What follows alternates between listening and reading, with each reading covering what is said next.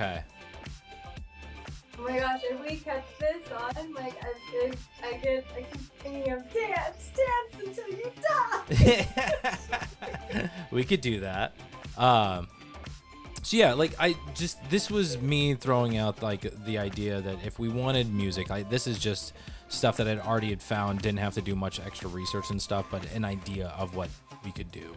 But there's tons of types, tons of music that I could get if we wanted to do something. What I was thinking would be fun is like perhaps we change it for the seasons, that kind of thing, or when we do something special that has like a different kind of a sound, a different kind of soundtrack that we play. But we can have some fun with it.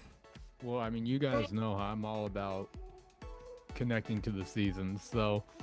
And there's only one season for so. She is standing her ground, and I can appreciate that.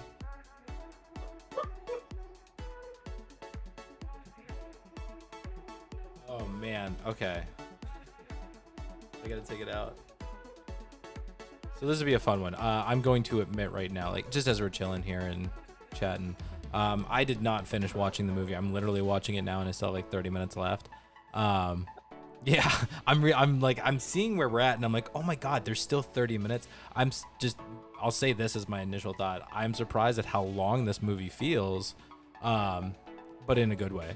Like the fact that I'm like, oh my god, we're here and there's still 30 minutes left. This must be freaking action packed. This is amazing.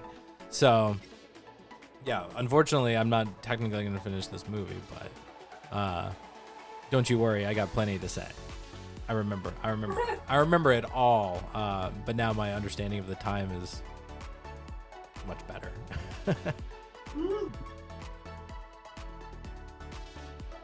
Was Nick gonna be here this week or no? I thought so. I don't remember hearing anything about him not being able to make it. He's only 4 minutes late. I mean, like that's pretty typical, right? He's around. He's fighting with the internet, or like he's sitting in the background right now, just listening to us talk trash on him. And then he's gonna pop up and be like, "What's up, guys?" That's funny. There we go. Yeah. I was gonna say he's trying to move the start time to 6:30. Pushing later and later.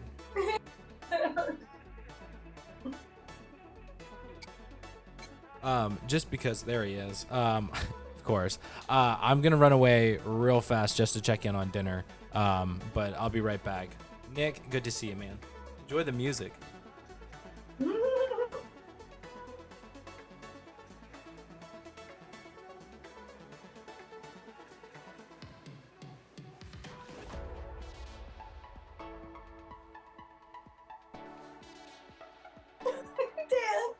Hello.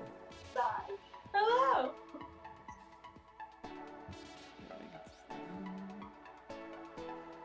You said there was music. Do I hear music?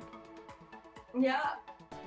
Matt found like music that is YouTube safe and that can play, hopefully not 24/7. I won't make it. Hopefully what? I won't make it. But on like when we go on break, just so it's not just complete silence. Oh, okay. From like the live stream perspective. Mm-hmm. It looks like it just stopped. Well, maybe we got copyright struck. Or maybe you killed it. Kill the noise. You and your trickery. Oh man, I just. Or he might have just picked like a short song and it's like not looping or something. Oh, maybe. How are you?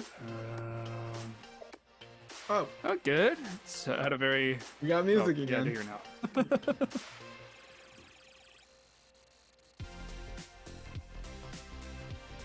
Is it doing it? There we go. Oh. Oh, the music. Of course, the music stopped. Cool. Anyway, I'm good. Just had a good 30 weekend. Nice to end it on a GoodFlickas night. Nice. Let's see. I went. Sammy and I went bike riding at Folsom. Did about 12.5 miles. Not too shabby. Not too shabby, no. Yeah. And then we watched. Well, I watched Toy Story 3 Friday night, and then we did the bike ride Saturday, and then she and I watched Toy Story 4 Saturday night. And then yesterday we had my second cousin's 10th birthday party. Yeah, it was fun. They had a like, you know, those huge water slides, like those inflatable water slides. Yeah, they had one that was taller than their house, and like we were at the top of it and we could see the roof. Wow. It was huge, and it had like 2 slides on either side. I don't know if I have a picture of it. Probably do. Man, No, I don't. we just had slip and slide. Yeah, Oh, same, yeah. But every year my cousin always does it like bigger. Like she always gets a bigger one each year. So yeah. We didn't even have the slip and slides as kids. We just had like a giant tarp from Walmart, and then you just got like soap and water from the hose.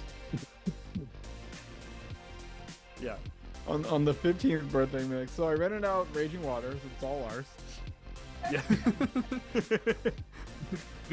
we installed Raging Waters into our backyard. Yeah, so that was fun. We were there from like 1 to 6. Yeah, so a lot of good food. Hung out with friends and family. Nice, man. It's now. And then it sounded like you weren't like you weren't really into Toy Story 4, or Yeah, well, it was actually Sammy's idea to watch Toy Story 4. Okay. And I was like, okay, sure, why not? Like, I just watched 3, why not just knock them out? Yeah, I just didn't. I saw it in theaters with my dad, but I didn't remember anything about it since then. I did remember the Spork character, Forky. yeah. But that was essentially it. Josh? Yeah, I just felt like they didn't know what to do with the story. Like the characters just didn't really feel like they had a role. Aside from maybe Woody, it was just like it's such a drastic difference from number 3. Where, I mean, Toy Story 3 truly feels like yeah, we went on the adventure. Andy went to college. The story is over, and then they're like, maybe there's more. But I don't know.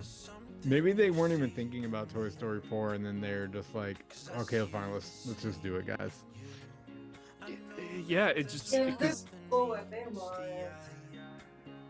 well, number 4 came out. So 3 came out in 2010. Mm-hmm. And 4 was Just- like 2018, right? Yeah, like 8 years after. So it's like Andy goes off to college in 2010, right? So he's about 17, 18, 19 years old.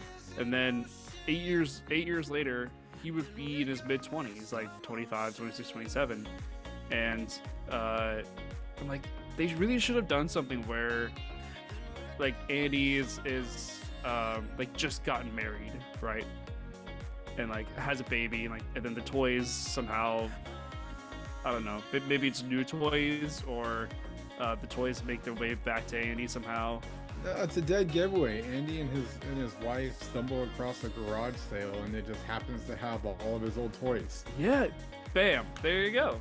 It's Done. so easy to get it jump started again. It's like, yeah, just he hasn't left the area. He's cruising around. He sees a garage sale. His toys are back there, and the gang's back. I'm not really sure why they went with what they did on 4. It's not a horrible movie, but it could be so much better. Well, and then like Bonnie, at the end of 3, she, she's a kid, but by the time Toy Story 4 comes around, she would be a teenager. So it would make sense for her to have those toys in the garage sale, Yeah. Yeah, they had it. They had it right there. Yep. All But you need instead is we make got a this garage like, sale, bring Andy back. He has his own kid now, and now it's basically we're at it again. yeah, and it's just like, I think where they went wrong with number 4 was that the whole plot is Woody getting this Forky character back to Bonnie, because the Forky character is what is going to keep her going at school or something. Right. And it's like, it's trash. like, uh, even Trash? Forky refers to himself as trash. Like, Yeah. And so it's like I get the sentiment of like, you know, Woody being the stand-up guy and wanting to make sure that Bonnie is having a good experience at school by having a toy, but I just feel like just get rid of the Forky character and just make Woody that character, and then put some adventure into it. So Yep. I think you got the nail on the head on that one, Brian. I think you would have. You should have just barged those doors in the room when they were doing. I know. I know. Just go into Pixar Studios and be like, whoa, guys, whoa, fuck the Forky shit. What are we doing here? Yeah, but what were you doing in 2017? What was I doing? I don't know. Yeah, but whatever it was, just be like, Oh, I was studying to become an EMT. Whoa. yeah, fuck that. Fuck studying to be an EMT. Just you should have been going to Pixar Studios. Yeah. Are you really in 2017? Yeah, I became an EMT in 2018.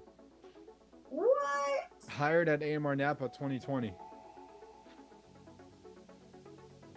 This man's been working hard. Almost 10 years. What the heck? Yeah. Time flies when you're kicking ass, right, Brian? Yeah, buddy. That's wild. All right. Speaking of wild, you guys want to hear my random ass dream? Yes, Like, please. It's so weird. It's so weird. So, I don't know what I was doing, but I see that there's like, I'm scrolling, I'm guessing Netflix or some type of series thing, and there is a show, like a TV series called Angelina Jolie Must Die. And I was like, what? And so you turn it on, and I kid you guys not, this is how much I love this woman. Okay, the show's premise was like people setting her up in obstacle courses, and she's just a total badass, just like dodging bullets practically. Also, it's just her like, nah, try harder. And then we like meet in person, and she gave me like the best ab workouts and good workouts. And I was like, yes, girl. And then she was just like my hype woman. And like we were like best friends. And that's so weird. That's an It amazing was dream. amazing. Like I woke up feeling so good. I love that. It's hilarious. We sat down, talked Christmas. We didn't talk Christmas, no. But she hooked it up. Oh, I love the premise of the show just being like Angelina Jolie is a badass. Now watch. Yeah. Yeah. I would What? totally watch Now watch. Angelina Jolie must die. Will she? Yeah, and then she's like, yeah, right. And she's going through all these like obstacle courses. Yeah. Granted, it was like a preschool obstacle course. Like it was like, okay, she moved. Like it wasn't very exciting, but still, it was a cool dream. Awesome. So There's my test. I think everyone knows, but maybe not. But anyway, I missed I missed the qualifier for the NCGA Mid-Am Championship, but I didn't follow my face out there either. So I think I missed it by 6 strokes or something. So wasn't too bad. Kept your balance. Yeah, I was in the middle of the pack, tied for 35 in a field of 57.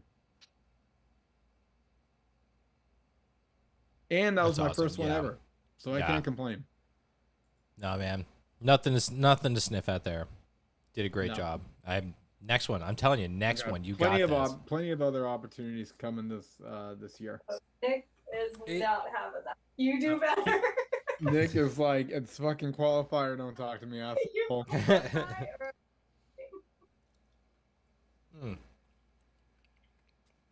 He's still catching up. Wow, bless you. Okay. Am I So I back? noticed the music keeps coming in and out. So it shouldn't be playing at all right now. There are times where I hear it, and then there are times where I didn't hear it.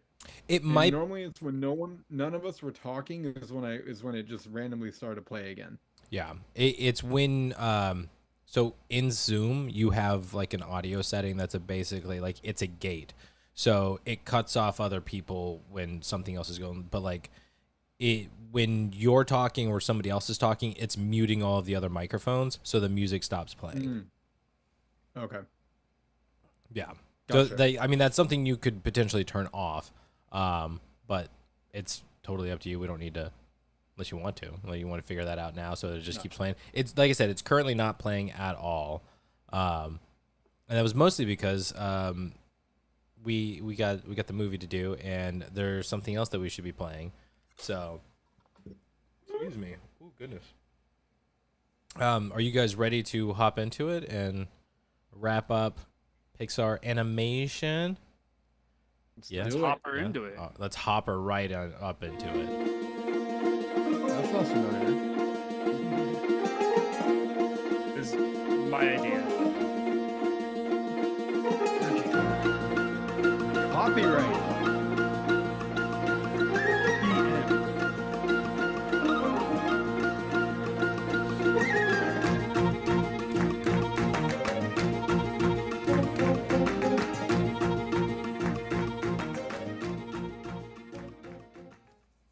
Welcome to GoodFlickas, home of the GoodFlickas. Can you take our critiques? Let's find out as we dive into the final pick for Pixar animation.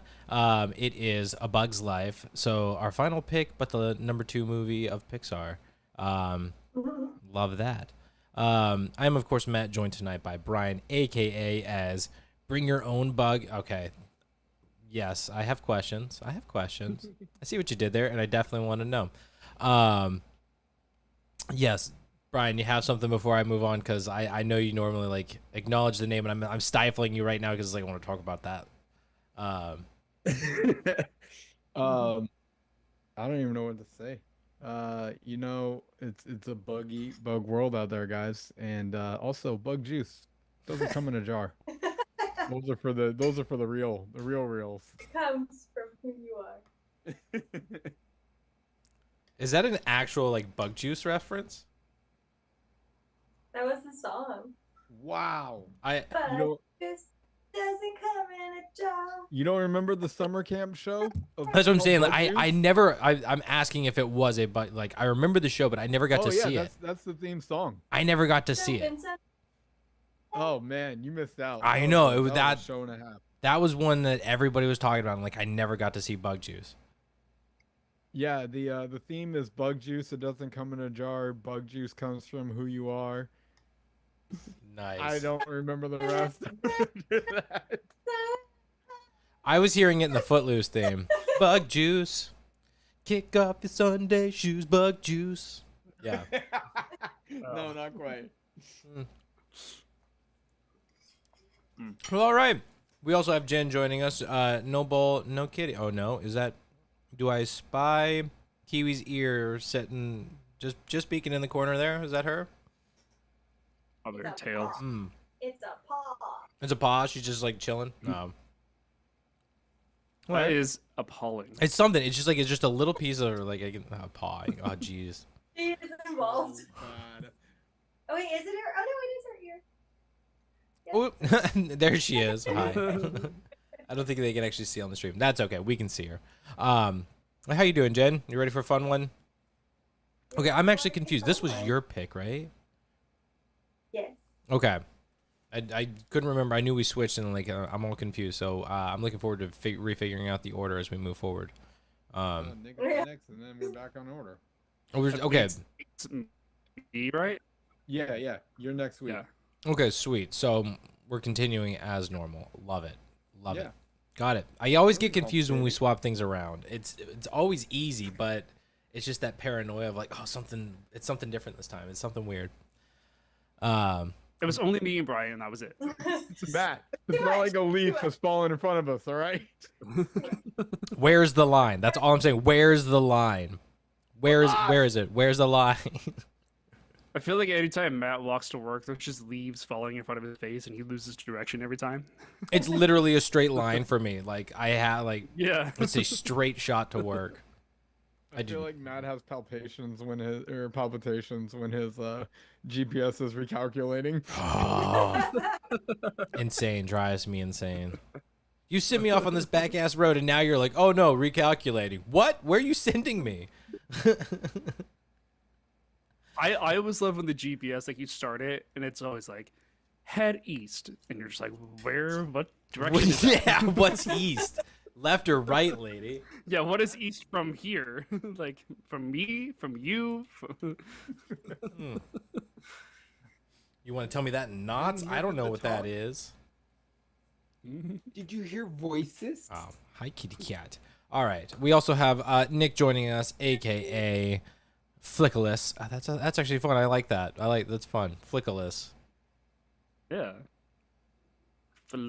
I'm folliculous today. Flickaless. I was afraid you're going to go a little too sexual with that one for a second there.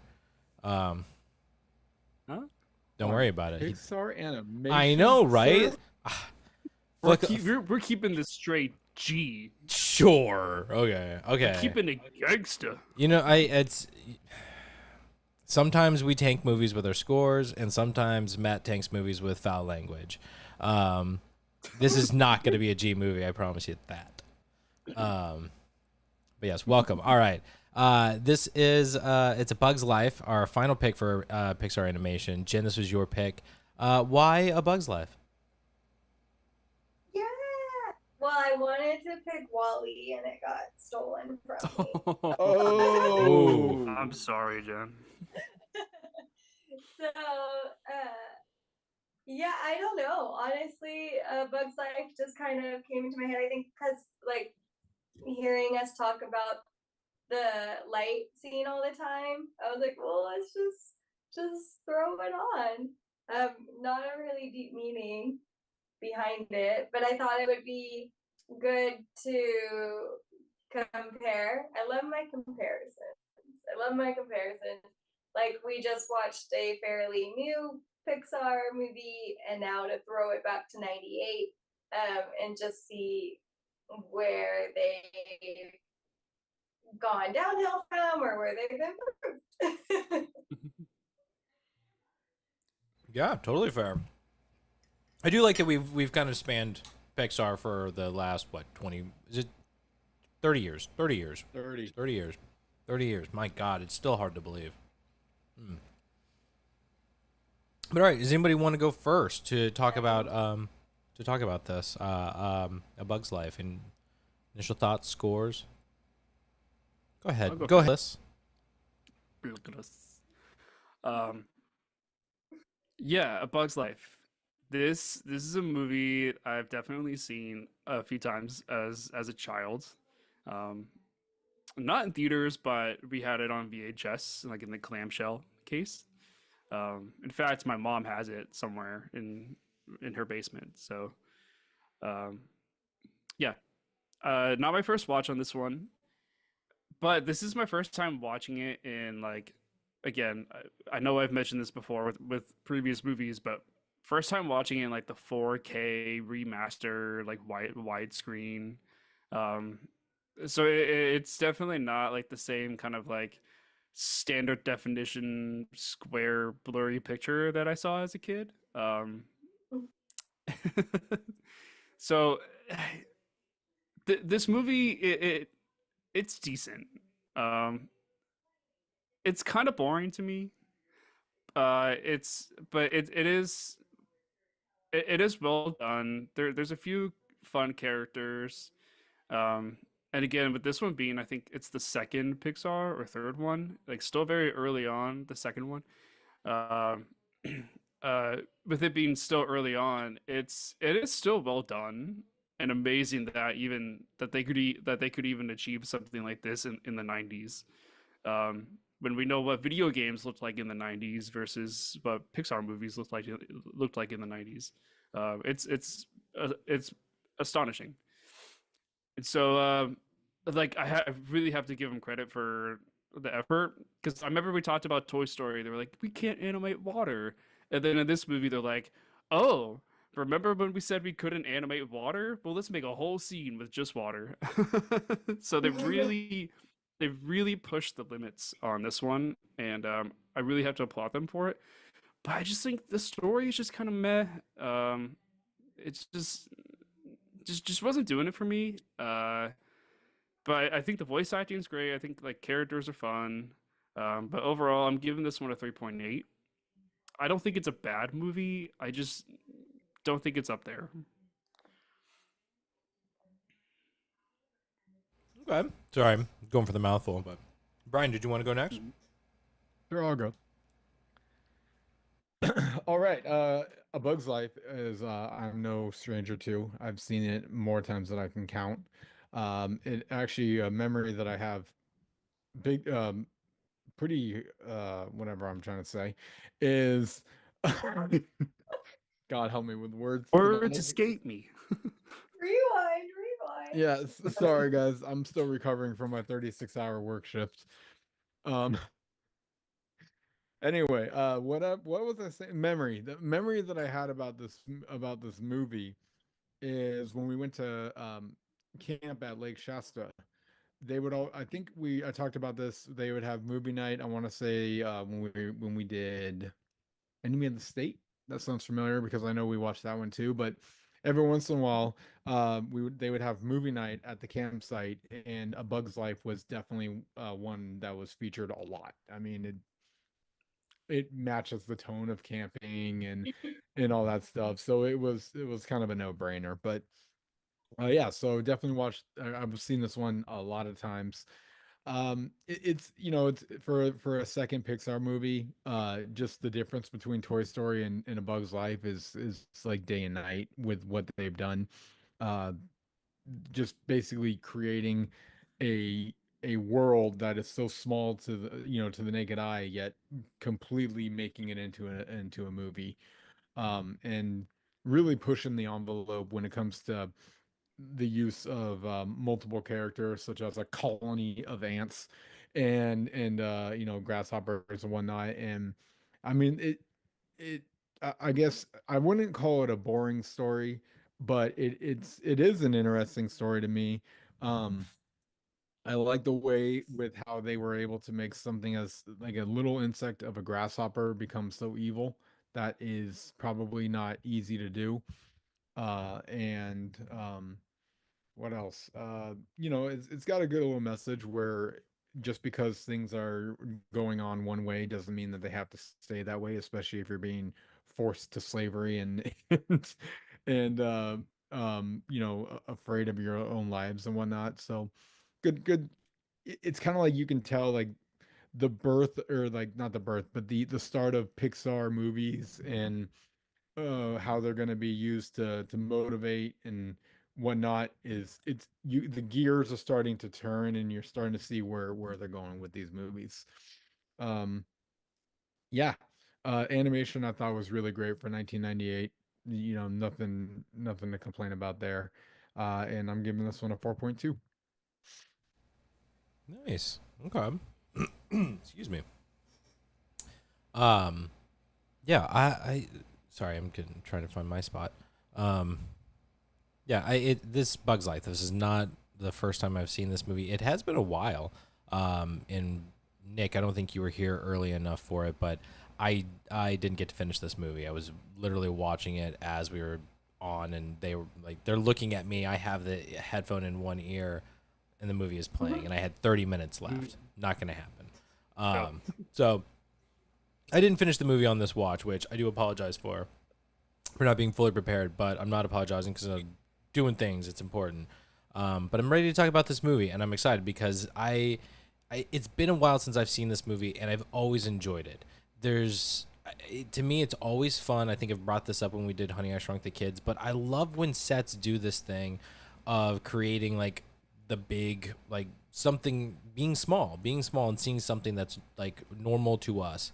Like I'm trying like using Like a scale? using takeout, Proportion? like using a rice takeout container to be like a disappearing act, and like it, repurposing these things, like something that's just normal to us, but repurposing it into a different world, or just showing it at A such a soup large can as a scale. bar. Exactly, like all of these things. I love when they do this, and it's why when they had A Bug's Life, the land in California Adventures, I loved it because that thing is, it's just always cool to walk through and feel so small, and like it's so cool how people can be creative of taking something that's everyday, one thing, and repurposing it to be or look like another thing.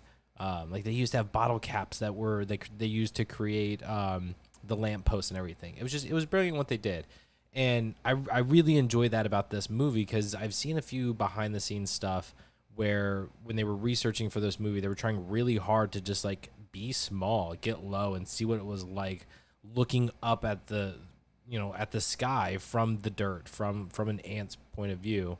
And this is where I think Pixar really starts to shine with their animation of what it is that they are capable of as far as the artistry. It's so crisp, it's so beautiful, it looks so good. I mean, like you said, the difference between Toy Story and this, what, it's 3 years, but the fact that, like, yeah, we admit we can't do hair, we can't do liquid, so we went with this. And the next one is like, oh, BT Dubs, we figured out water, and it looks awesome. Right. Like, and then to be honest, they have, I don't know how, but they keep perfecting water. Every time they do a movie that involves liquid, they do it better. It's like, my God, how it already looked so good. How are you doing this? So the fact that this is where it begins, and it's already pretty damn good in my opinion. Like that is, and I think there's something where they had to do this by hand. Like this was something they had to invent. It's great. It's crazy what they've done with this. The story itself, I admit, it's been done before. It's been done a million times. It's a classic story. It's a great one to use and reuse, and I enjoy it in this sense. I don't think it's while it's a simple story we've heard before. I enjoy its retelling here and the point of view that it gives with these bugs. I really like it, and I've always enjoyed the speech that Hopper has. To like that this movie, it shows both sides of the story to a degree. Like, obviously we don't get to know these guys. They're the bad guys. It's clearly the bad guys. But that quick explanation of why they're the bad guys and why they do what they do, like, I like that. I like that we get this, and it's that justification of, no, we're all on the same side. We want to take these guys down. So I enjoy it. I like this movie a lot. I think it's really fun and a great addition and start for Pixar so early on. That being said, I don't think it's truly incredible. I only give this one a 4.1.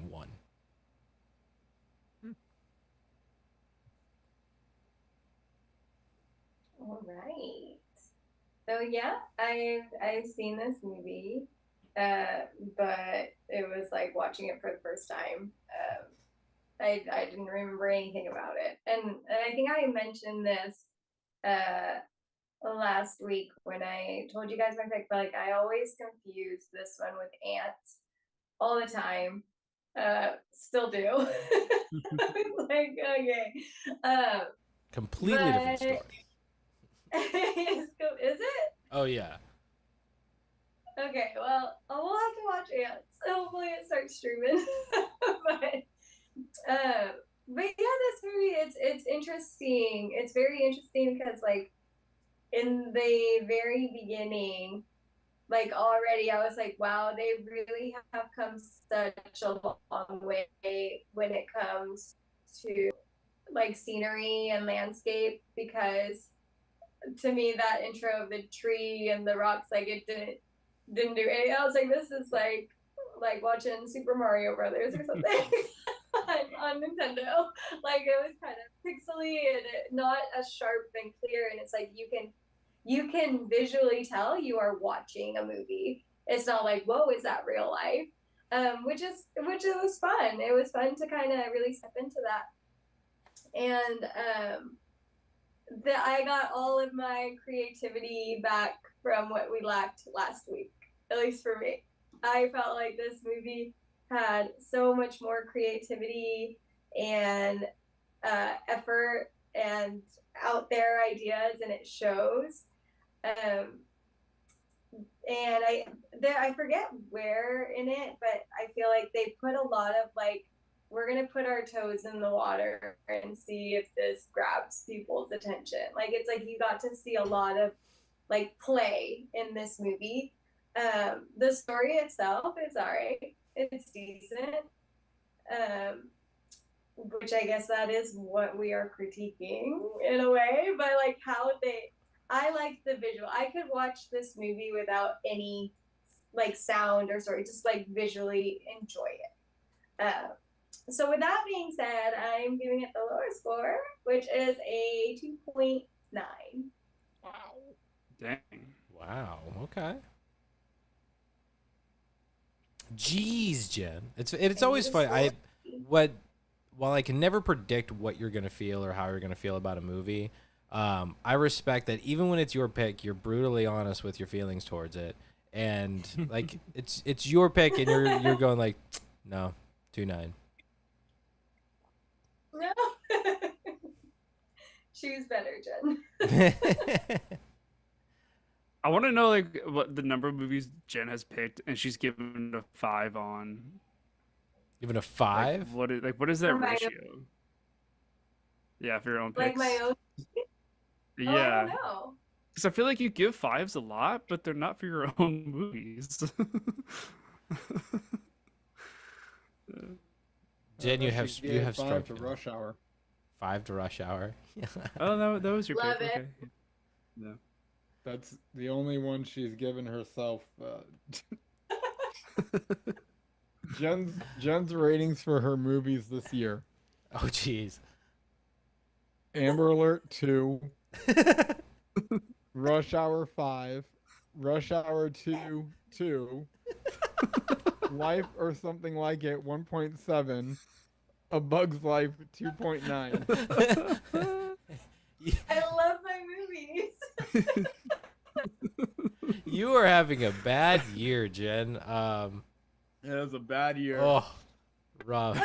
You had me when you were like Rush Hour 2 2. My score is in the title. Oh, okay. Yeah. That's everything, right? Like it's Fun facts. fun facts? That's it. All right. All right. Fun so facts. next- Fun facts. Sit your butt down cause Brian's in town. Fun facts. Fun facts. Here we go now, so let's talk about fun facts. Hey, technical difficulty on my part, but hey. Well, Hey. like goes like dubstep. Fun facts. Fun facts. All right. Well, it is May 26th, 2025. Memorial Day weekend. So happy Memorial Day, everybody. And do we want to take a moment of silence? Yeah, Sure. I would appreciate that. Yes. All right. So All right. moment of silence for the fallen. We appreciate your service, and it is why we have this weekend.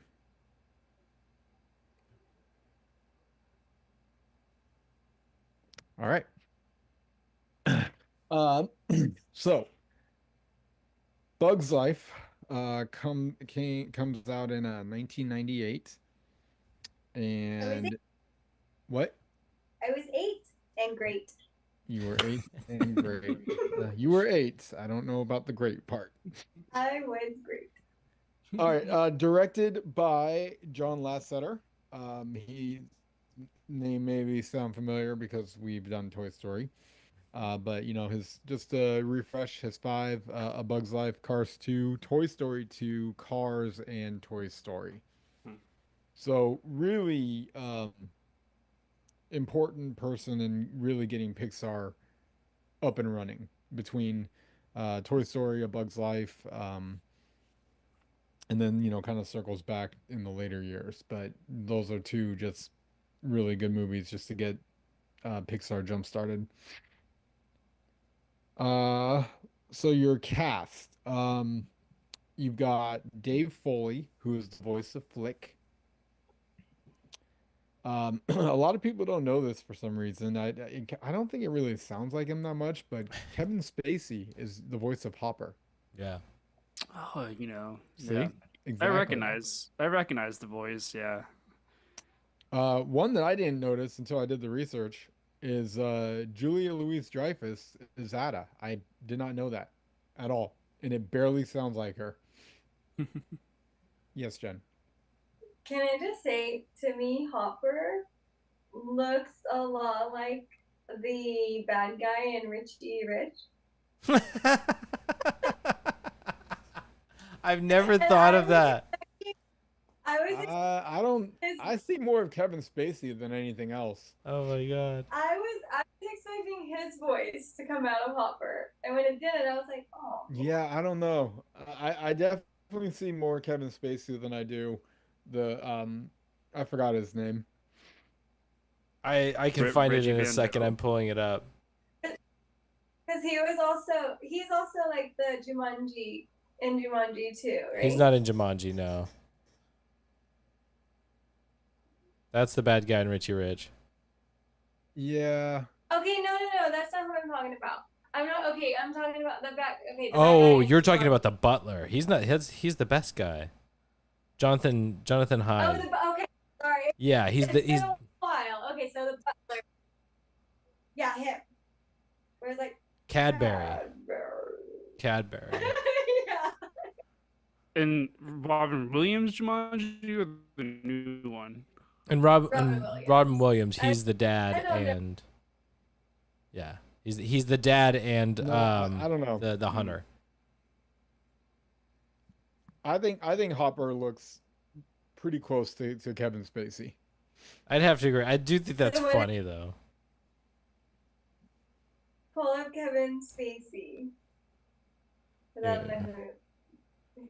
I see, and And I then I always feel weird with Kevin Spacey now after all the controversy and stuff of like, oh yeah, he was great, and he did it to himself. that's Kevin Spacey. The Usual Suspects. Yeah, I can kind of see. Pay It Forward. I'm thinking Butler Board though, for sure. It's been a lot. Oh, right. He wasn't paid forward. American Beauty. Dot Seven, is yeah. voiced by Hayden Panettiere. Yeah. And then the other one, once again, you can't talk Pixar without mentioning John Ratzenberger, who had more of a bigger role in this one. Literally. Yeah. Yeah. He is P.T. Flea.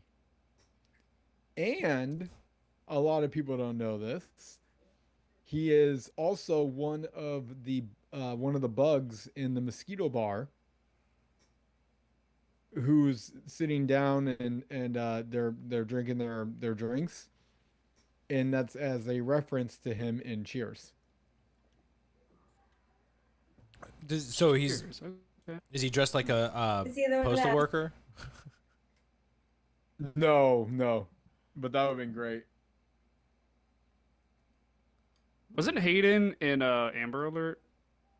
Yeah. Yeah, that's right. That's where the name came from. I remember from Remember the Titans. Remember the Titans? Yeah. Heroes. Oh, I was just thinking of like a recent movie we watched. Yeah. I've got lots of names I could throw out. I figured you Yes. would. I just wanted to go with like the top ones. Yeah, there's I mean, full of great voice actors. I won't go through the big Try ones that I to always say. minimize the length though, please. Yes. Okay. I'm gonna keep it quick. Here we go. So Edie McClurg, who plays Dr. Flora in this, iconic voice. She's the one at the beginning that's with the other doctor guy. She's Rooney's secretary in Ferris Bueller's Day Off. If anybody remembers that. I also like to think of her as Wiley's mom in Airborne. No, she's amazing. Super hilarious, great voice. Brad Garrett as Dim, who other people as Raymond's brother in Everybody Loves Raymond and many other things. Yeah. Bonnie Hunt, you gotta love. You got a big shout out for Bonnie Hunt. She is Rosie, I believe, the Black Widow. Huge shout out to Bonnie. Madeline Kahn, absolutely love Gypsy. Big name in Pixar for that one. Bonnie Hunt or Madeline Kahn? Yeah, Bonnie. Bonnie. Oh, absolutely. She shows back up in Cars, if I'm not mistaken. Dude, Monsters Inc., Toy Story, Zootopia, Toy Story 4, Bugs Life. Oh wow. I always think of her from She's Cars mostly. big time Pixar. Yeah, that's awesome. What?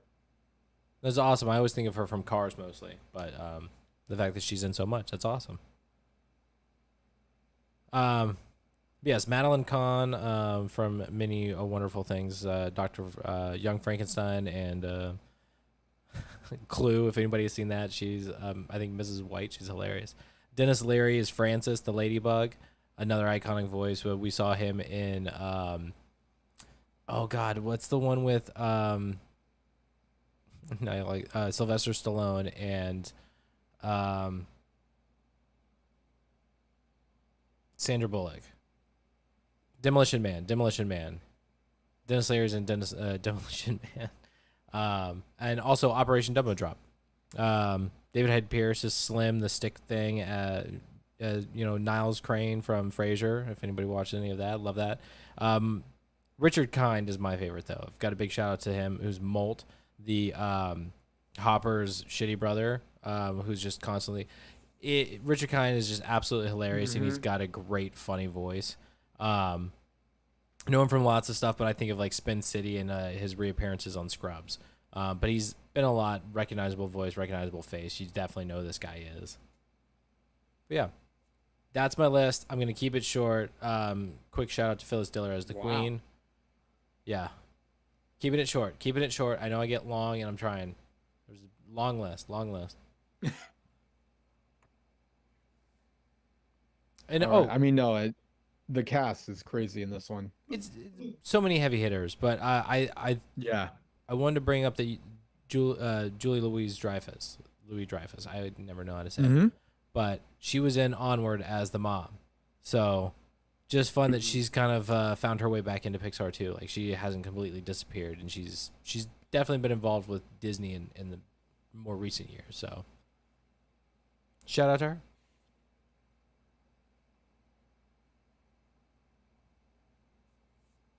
Am I on a lag? Right. Yeah, I'm on a lag. Okay, so that's that. Let's go to the ratings here. We're giving this one a 3.75 out of 5 stars. And what happened to my notes? All right, IMDb gives it 7.2 out of 10. Letterboxd gives it 3.5 out of 5, and Roger Ebert gives it 3.5 out of 5. Starts off with, quote, as ants struggle to gather morsels of food, a leaf falls and interrupts their procession. I'm lost, screams a worker in panic. Where's the line? Rescue workers quickly arrive. We are going around to the left. The harvest continues. This is nothing compared to the twig of 93, an ant observes. Enjoying this, I enjoyed too the use of animation to visualize a world that could not be seen in live action and could not be created with special effects. Animation contains enormous promise for a new kind of storytelling. Freed from reality and gravity, but although the Japanese have exploited that freedom, too many American feature cartoons follow the Disney formula of plucky young heroes and heroic sidekicks.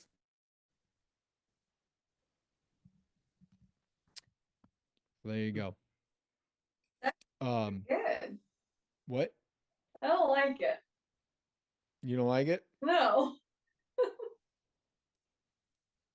I think he was more interested in the where animation could go in terms of what it can do for movies than the actual movie itself. And then eventually he starts to base do a summary of the movie. It just Yeah. sounded like a lot of words. Yeah, it's like Like saying a lot, but not really saying a whole lot. yeah. And then he also takes a dig. What does he say?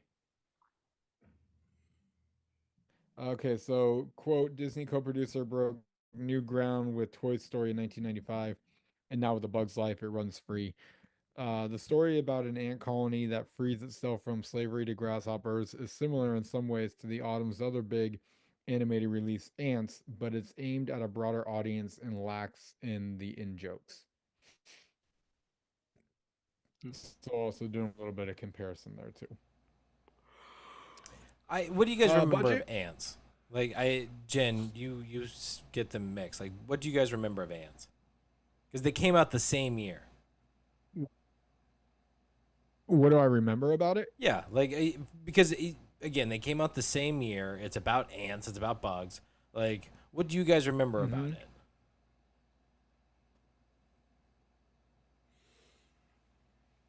Not much. Worker ants.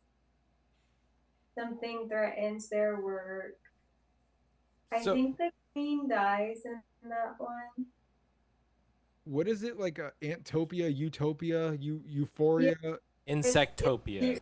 Insectopia. That's what it is. Insectopia. Yeah, Yeah. yeah, I which is remember that. a picnic basket. That's right. The picnic basket. They made it. That was the false Insectopia. It's got some kind of force field. Yeah.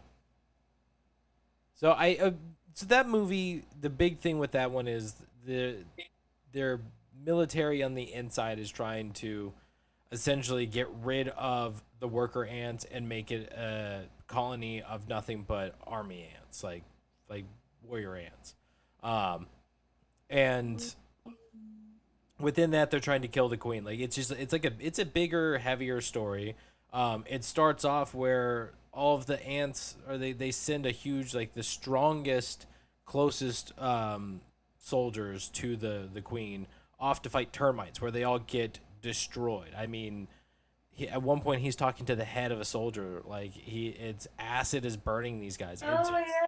It's brutal. It's intense. Like, it is not a friendly movie for kids, but That's it's still right, yeah. advertised for it. Like it's the animation's quite different. It's very sharp edges and stuff too, but like it's done quite well. But completely different stories, completely different vibes. Right. And it's interesting because they're always compared or mistaken for each other because they came out at the same time, but totally different.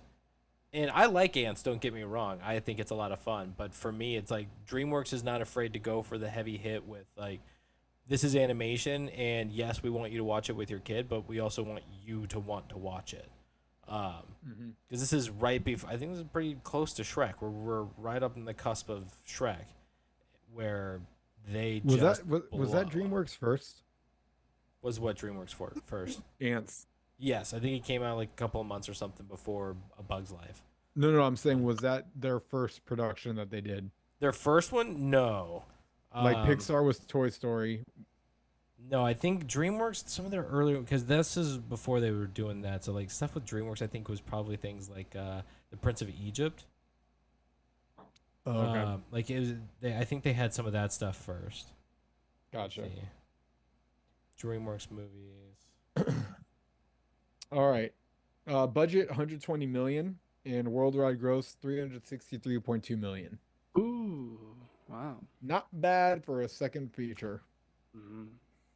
Ooh. It was nominated. Yes, Matt. Ants was their first film. Oh, okay. Sorry, I found it that quickly. It was in fact their first film, but they had two movies that came out that year. It was Ants in October of '98, and then The Prince of Egypt in December of '98. Wow. So wow, Oh, that's yeah, Kicking it off strong. yeah. Sorry, go ahead. I apologize. Oh, you're fine. There was one Oscar nominee, and it was for Music, original musical or comedy score. Randy coming in hot. Like for Randy Newman. Correct. Hmm. Yep. Nominated for Randy Newman was nominated. You also have Mulan, music by Matthew Oh. Wilder. Patch Adams, Mark Shaman. Shakespeare in Love, Stephen Warbeck, and The Prince of Egypt, Stephen Schwartz. And score by Hans Zimmer. I Ooh. was gonna say those are some heavy hitters. I don't think. Yeah, you're not walking away with that Anyone want to one. guess the win? I've heard things like that Hans Zimmer is like the goat of musical scores. So Mm, John Williams and Hans Zimmer, in my opinion. yeah, I'll go with Prince of Egypt. Yeah, with for Yeah. Hans Zimmer. Okay. Even though I've never seen it, I just You've never feel- seen The Prince of Egypt? Not that I know of. No. Wow. Didn't we watch that? I don't think we have. No, you're thinking of oh man, El the world, the Dorado. city. Thank you. Oh, El Dorado. Okay. Oh yeah. I'm gonna go with Mulan. Mulan. All right. Because Reflection just stole everything. Yeah. Well, there's some good ones in there too. Like I'm thinking about Shakespeare in Love. There was another one you said that was oh god. Patch Adams. Patch Adams would be a good one, but I don't think for score and stuff. It kills me that that's a comedy. Like, yes, it's funny and all, but it's so dramatic. I remember crying. I don't think I'm right, but I'm gonna say Shakespeare in Love. I don't think it's right, but just so that I'm not picking the same thing as somebody else. Nope, Matt's the winner. Shakespeare in Love. Are you kidding me? Whoa. Whoa. Yeah, straight up Keanu Reeves in over here. Whoa. Whoa.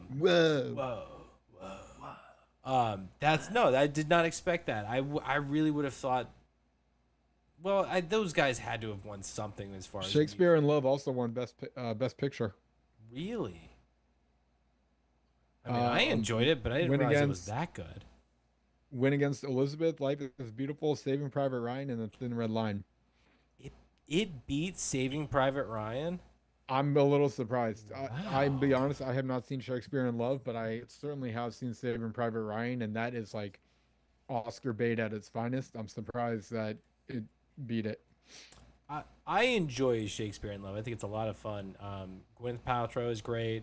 Ben Affleck is a fun surprise in that movie. Yeah. Like all of a sudden he's there, and So you're is just like, actual Private Ryan. God.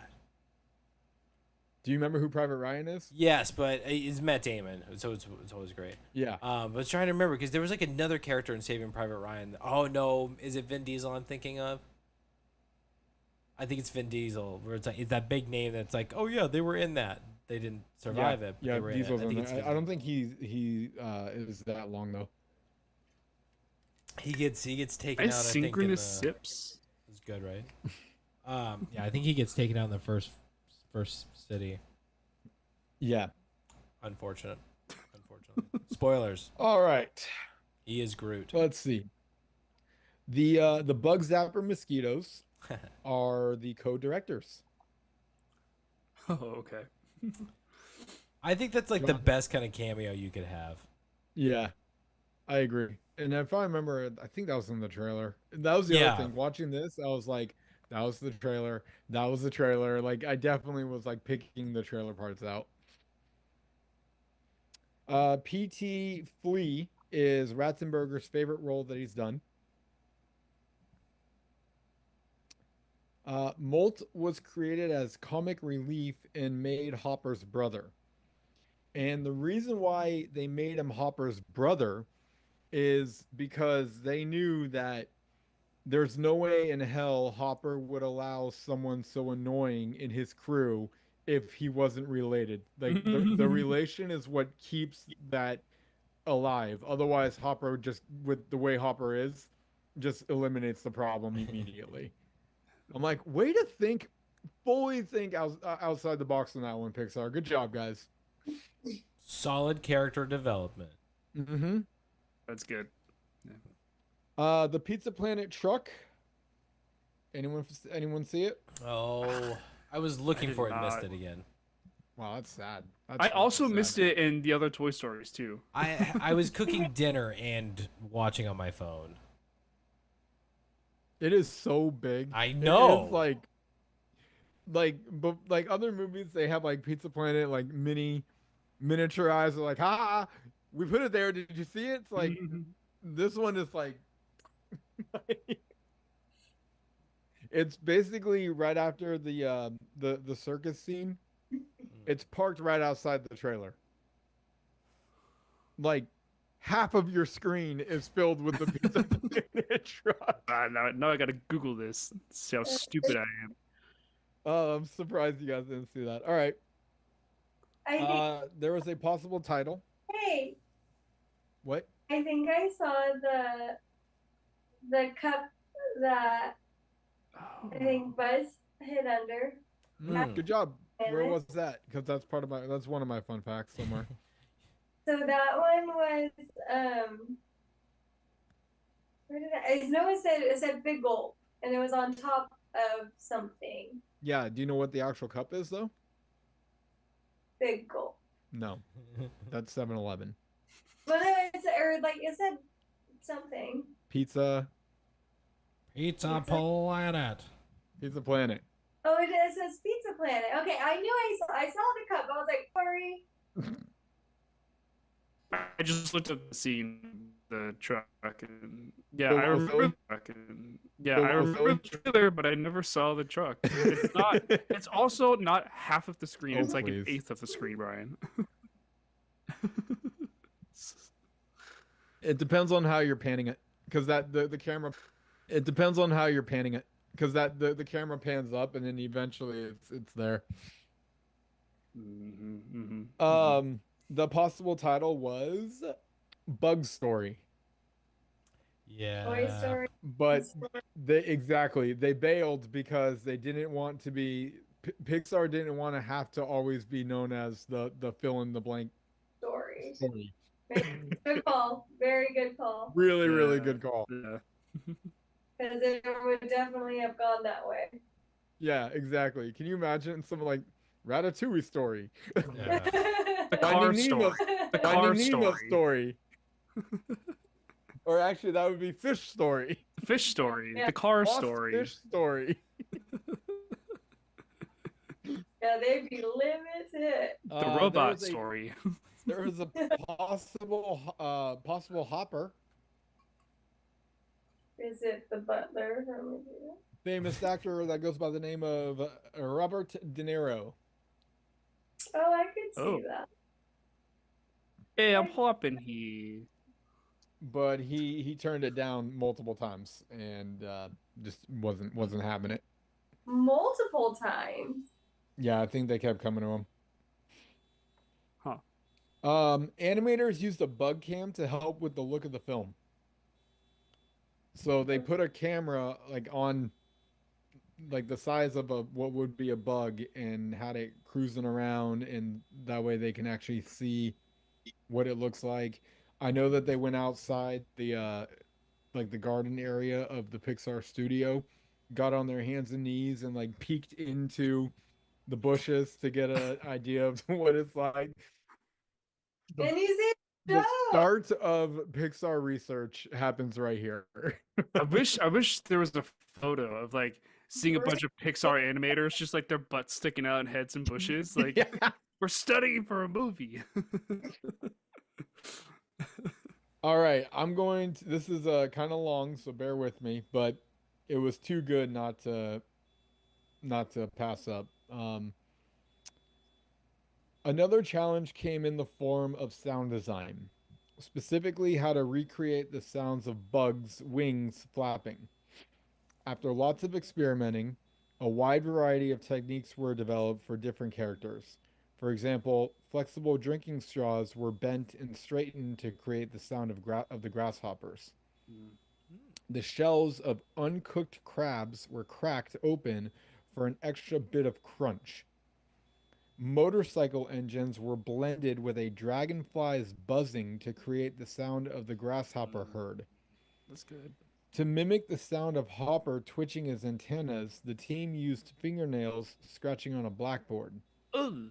Uh, Dot's wings required a lighter touch, so the designers combined the sound of someone blowing across a waving playing card with a buzzing kazoo. Who would think of that? Other effects included a helicopter for Dim's wings, World War II aeroplanes, hummingbird wings for the crowd noises of Bug City residents, and a rocking chair for Slim's movements. Not every sound was created from scratch. The sound team also incorporated the sounds of mosquitoes, bees, and a bug flying into a bug zapper. no. Well, Sad. that's a shame. They can't say no bugs were harmed in the Creativity that making of this this team film. The creativity that this team used in order to capture sounds for the movie is unreal. And I think I said it in the last movie. What, Jen? That I think I said it in the last movie. It's like the people that create these sounds to just like know what they hear in their everyday life is. Yeah, I agree. My brain could not process that. That's way too much. I always love when like you see them making the sound and it's always like this weird contraption or movement that they're doing. That's the most fascinating part because if you were to just hear it, it just sounds like something you'd hear in real life. But seeing somebody be like whatever, it's just like, what? That is what's making that noise? I don't know how they do it because there are times I'm trying to think of a song and I can't even think of how it sounds. Like these guys are making up the sounds. It's unbelievable to me. Remarkable. Yeah. Like I always get excited when I like pull the straw out of my fast food cup really fast and it makes it like whoop, sound. It's just like, whoa, I'm a Foley artist. The animators decided to choose to make the ants look more likable. If you think of what an ant truly looks like, it's not the most friendliest of things. Like in an up close, I mean, go back to Honey, I Shrunk the Kids. It was the cutest. Auntie. So what they did is obviously they made them stand up and walk on 2 feet. They kept their legs and whatnot, but they have them walking on 2 feet, and they wanted them to look a little bit more friendly than what a real ant would look like. Could you imagine like bipedal ants walking in real life? Like just No. like human like ants on the ground. They're very That'd be weird. So creepy. They're like walking. I'm walking over here. I'm sorry. What? Oh, you can get down there. So if you remember, they avoided hair in 1998, or I'm sorry, in 1995 for Toy Story. 3 years later, Gypsy has 15,000 individual hairs. Oh, they did do hair. On Gypsy. Interesting. Yeah.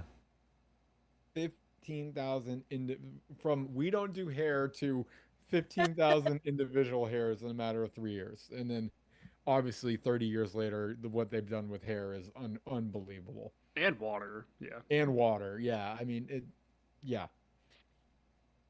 A113. Anyone catch it? I tried to find it. I couldn't find it. I don't know exactly, but I'm thinking it's somewhere on like the circus bus. It is not. It's not on there. Okay, then It is I not. don't know. Matteo? I did see this one. It's on like a barcode or something as Flick is walking into the city. Bingo. Is Flickus walking what? Into It the is. city. Oh, As he appears in the Bug City, it is A113 dash Mm. 1995. Oh. They've already begun planting the Easter eggs for years to come. Jen, you already brought up the Pizza Planet cup on top of the bar. On top of the bar. That's where it was. Okay, yeah. Oh, I see it now. Okay. All right. Two more. Did you notice this? And then that's it. This one's kind of obvious, but did you guys notice the KC Junior train? Yeah. Shout out. What? AC Jr. What is that? Ah, no Dumbo fans, huh? Apparently not. I guess not. So KC Junior is the train that was in Dumbo, and the actual flea circus was titled KC Junior. Oh. Okay. Yep. I've always thought that they should have used, as part of that little flea circus thing, they should have used a box of animal crackers. I thought they did. Did they? Maybe I missed it. Every time I watch the movie. I thought they did. Sorry, Eyes for just close every time that scene comes on. which one? Like a box of animal crackers is that part of his little flea circus So train? I think that's what it's supposed to look like, because the animal crackers look like a little zoo thing. Like it had the bar with the Mhm. animals behind it. But it is named. But they use KC Junior, right? Yeah. Yeah. Yeah. Okay. I So wonder if it's they like, couldn't do it. I'm trying to because pull it of, up right now, but like I don't think because it's too. Trying to catch it. It's two carts, I guess. Yeah, I you would wonder if say. they didn't do it because of they didn't have the rights. Which is really stupid on animal crackers if that's the case, man. Mhm. I remember. Do you guys remember animal crackers? Those are fun. Oh yeah. Love animal crackers. Can you guys see it? Wait, are you talking about like the frosted ones or No. the That's unfrosted ones? those are the circus cookie. That's Mother's. That's Mother's. Yeah, yeah, Yeah. No, I'm talking like the red box yeah. with the plain crackers, and it looked like I see the Casey Junior Circus on the right. yeah, Yeah. but see, that's not For yeah, cookies? that's not see, it's not the actual animal cracker box. No. Casey Junior cookies. Yeah. Yeah. All right. So obviously Bug City is meant to kind of look like New York City, act like New York City, right? Yeah. That said, did anyone notice the Lion King Broadway sign? No, I did not. Yeah, see? Those That. are animal crackers. Yeah. Those are the animal crackers. See, I've always thought they should have used that as part of the train, but Mm. I think the Dumbo Yeah. reference is good. oh no, it's great. But I'm just Yeah. saying, like an add-on, you know, Yeah. do your Dumbo reference and then have animal crackers. It's in like almost like the caboose or something. Fair enough. Because it was Yeah. two cars. It was two things. They just happened to both be named the Casey Jr. But I didn't catch the Lion King live Broadway thing. I didn't catch that one. I did catch the quote. I caught that reference yeah. to Lion King, but not the Broadway. Where was No, that at? when they show like the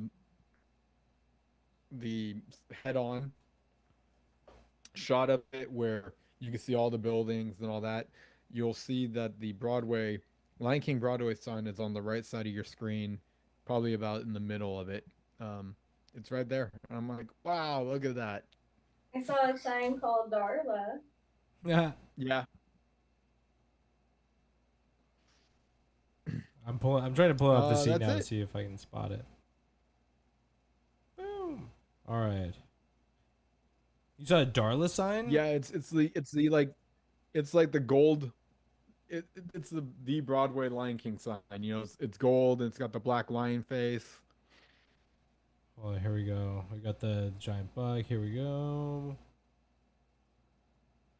Jumbo pretzels. Blah blah blah blah. I mean, it's definitely Times Square, but I can't. Oh, Yeah. there it is. Yep. I see it now. Oh, it's tucked in there, and it's actually it's right by Darla, Jen. It's right by. Is It's it? right by. It's like right under Darla. I got distracted by Darla. Wait, I see a giant spider. It's. I can't point at it. It's Is over. that supposed to be Times Square? It's. I think that's what it's supposed to kind of look like. So over by like the donut or the bagel or whatever it is, that's Darla, and then Lion King is just down to the bottom of it. It's a little pixely, Matt. Oh, I'm trying to Yeah. stay still, but it's hard to hold the phone up. Anyway, No, it's not you. It's just the clarity of the image. Can you send it in chat?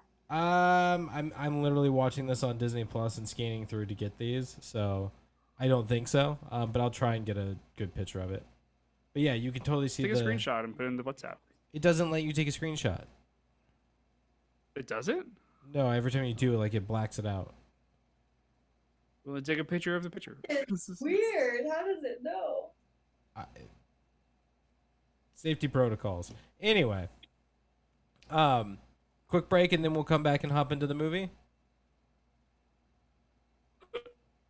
Yep. Yep. Okay. Cool. I don't know why I said it like that. Yes. All right. Quick break and we'll be right back.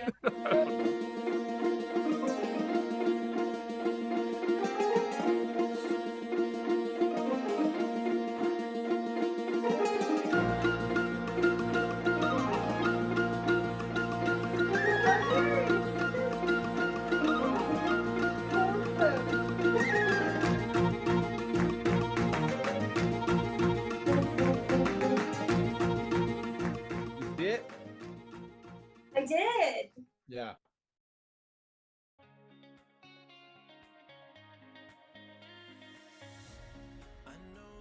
He's Little sneakies. all right. Little sneakies. Burb. Verb.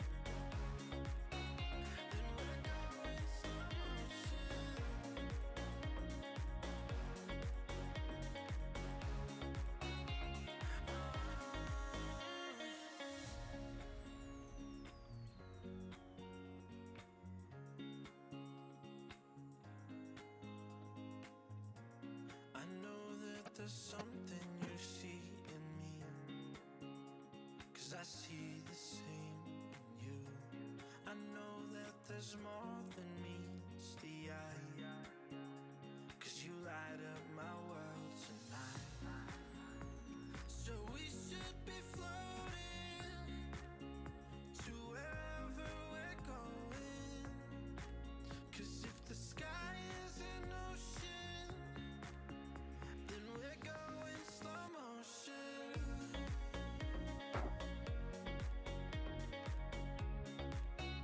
Then we're going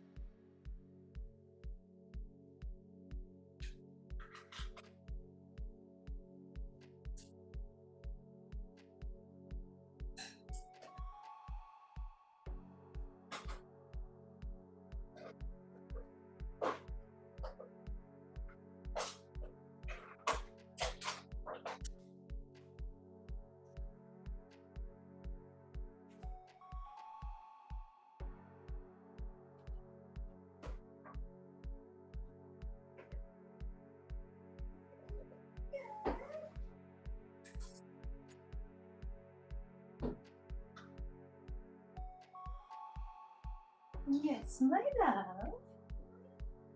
You wanna try this one, Mama?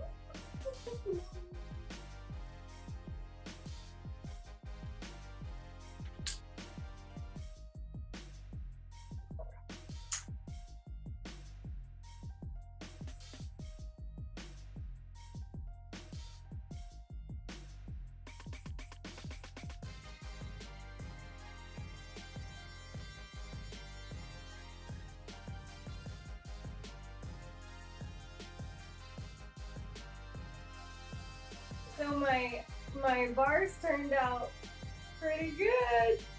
Oh yeah. Yeah. I think I'm gonna do I'll finish this one off, but the next time I'm gonna do another little tweak to it, and I think we got beautiful. I think we got beautiful. You wanna see him? Sure.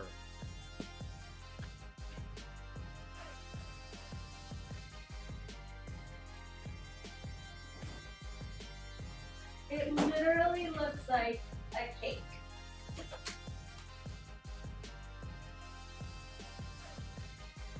Doubt it.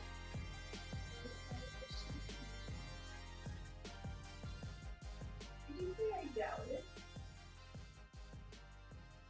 Oh, it smells so good.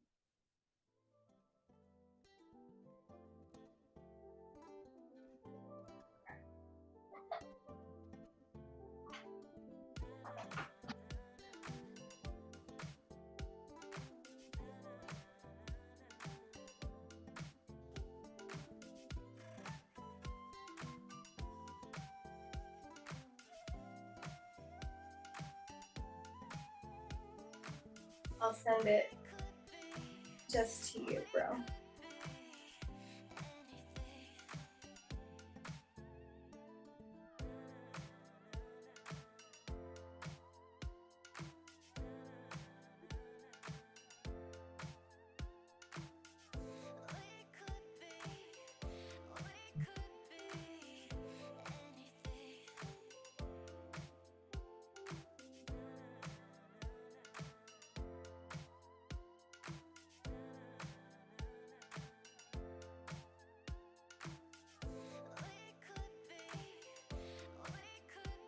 What?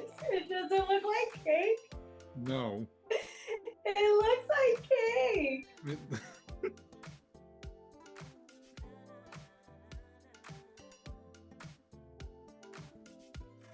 I think it's so good. Woo. That one's almost dangerous. That one's almost dangerous.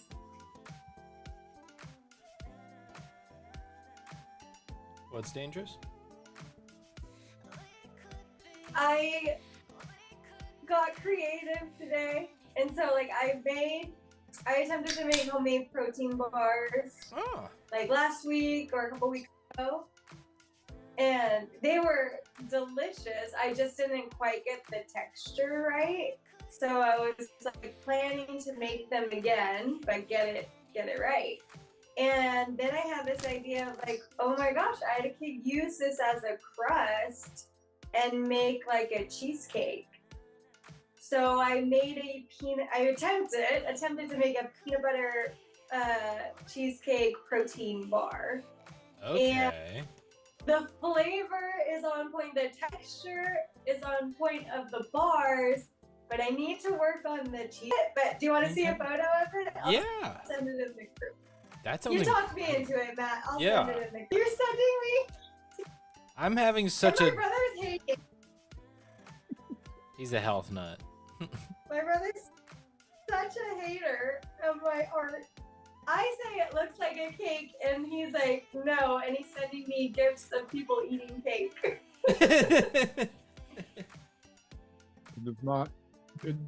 It does not look like cake. At all. Okay. It does look like cake. Don't No, you it don't you doesn't. work in the bakery section of? It's like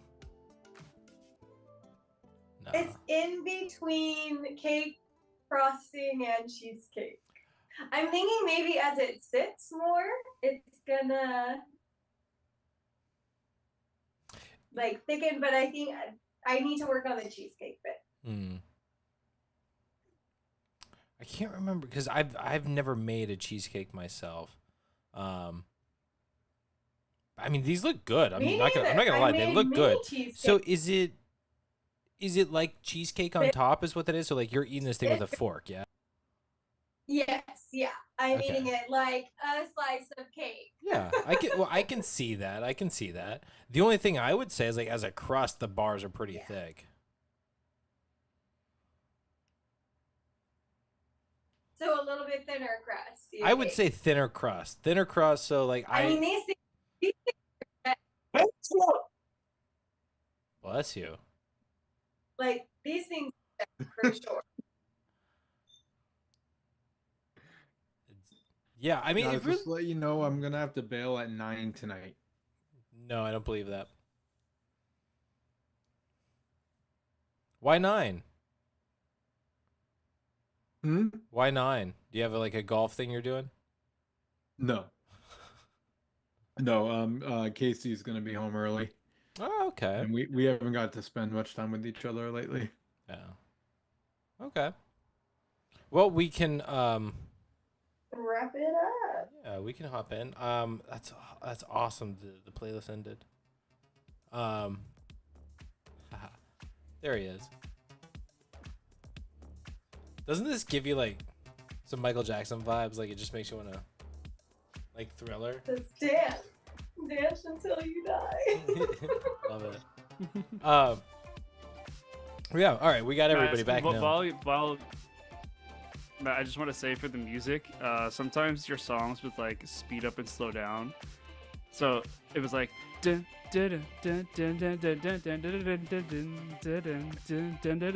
it just kept speeding up and down. I just thought it was funny. I'm gonna guess that's an internet issue.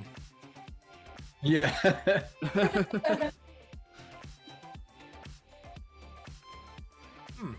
Dry. I just ate some pretzels and instantly like mouth is dry. But I kind of wanted to go for that thick look of the. I wanted Yeah. to be like layers.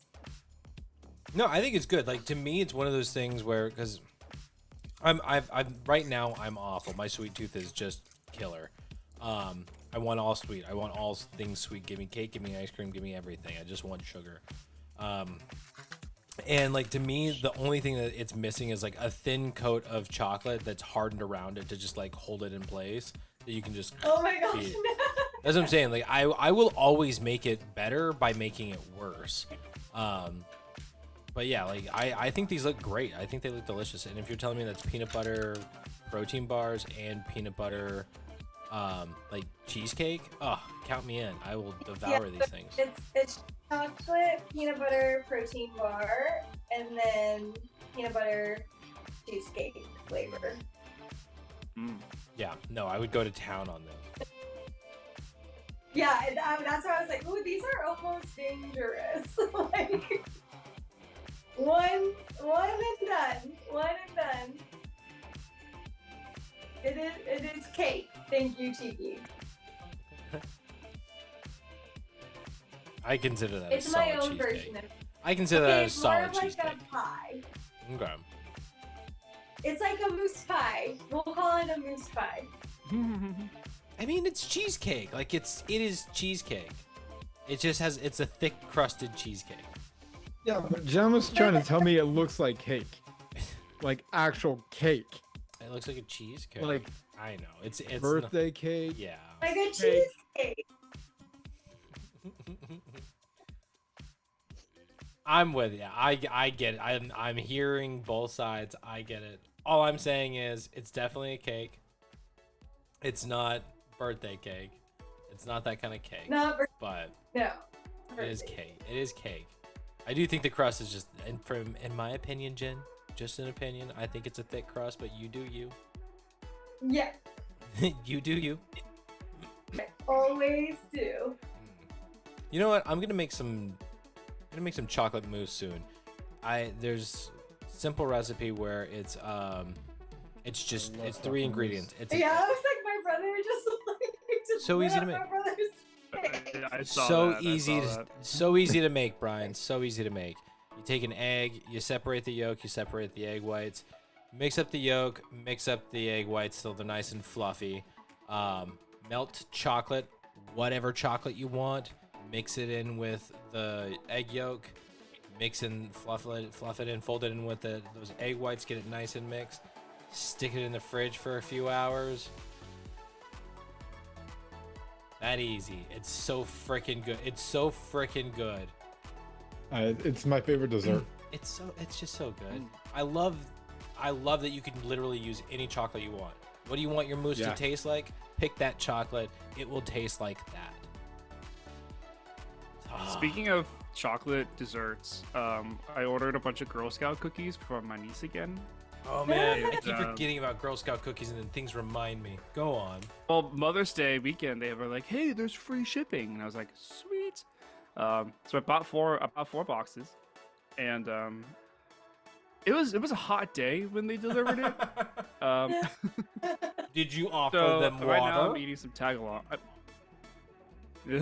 I ordered some Samoas, Thin Mints, tagalongs, and the brownie one, the brownie delights or whatever they're called. Oh yeah. Adventurefuls, those ones. Well, here's a tag along. They're really tagging along with each other. Man. Look at them. Like look at this packaging. It's just like it's all messed up. Oh no. And then so I opened up the Samoas the other day, and like you know how it's like 5 cookies in a row. They all stuck together. I had to grab a knife and like cut them back into like their original slices, because like the caramel and the chocolate just all melted together. Oh no. So yeah, this is bon appetit. That's what you get for, what was it? You didn't have to pay shipping and handling, right? Yeah, that's what free That's what shipping happens. Yeah, that's what free shipping I and know. handling will get you. Well, because the first time I ordered, they actually had an ice pack in the box, and this time they did not. is. Ooh. So yeah. They can't afford that shit. They're working on a budget. $6 a box, Did man. Did the Girl Scouts over there also change their baker too? Because the Girl Scouts over here did. They have a new baker. I think they're going with like 80s baker or something like that. I have no idea, because these are from my nieces in Kentucky, so it's like the Kentuckiana Girl Scout troop. It's wherever that warehouse is. Yeah, Yeah, I don't know.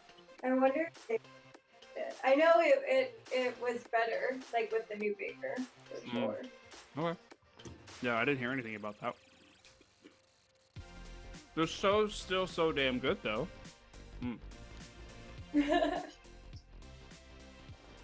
Just a little messy. A little messy, yeah. Okay. All right, I'm ready. Whoever ready. I love it. Yeah, we've gotten our sweets. We've got Brian for another hour.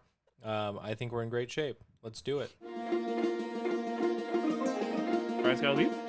Yeah, I gotta leave at around 9. Okay.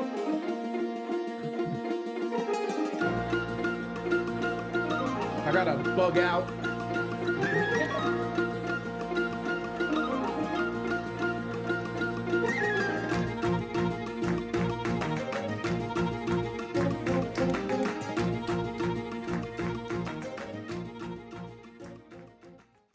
Welcome back to GoodFlickas, home of the GoodFlickas. Can you take our critiques? Let's find out as we dive into A Bug's Life. And what better place to begin than the very beginning? A very good place to start. I know my internet just glitched or something because you guys all had a look on your face like something happened to me. I'm assuming the music went funny on you guys. But I appreciate you keeping it professional. But yeah, let's hop into A Bug's Life. This beautiful opening. I mean, there's a lot that we could really consider the intro to this movie of where we decided it ends. So I'll let you guys really decide.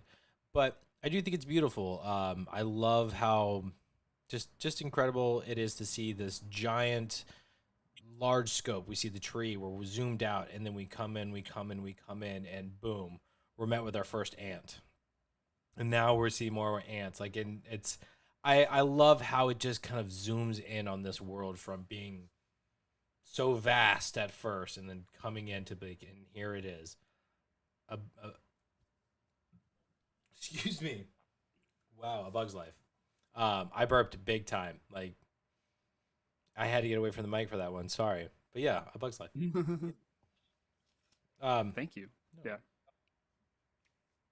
What do you guys think? What are your thoughts on the intro? Where do you guys feel like it ends, really? Go ahead, Nick. I I'll just say first and foremost, I do love the establishing shot that we get of like you said, Matt.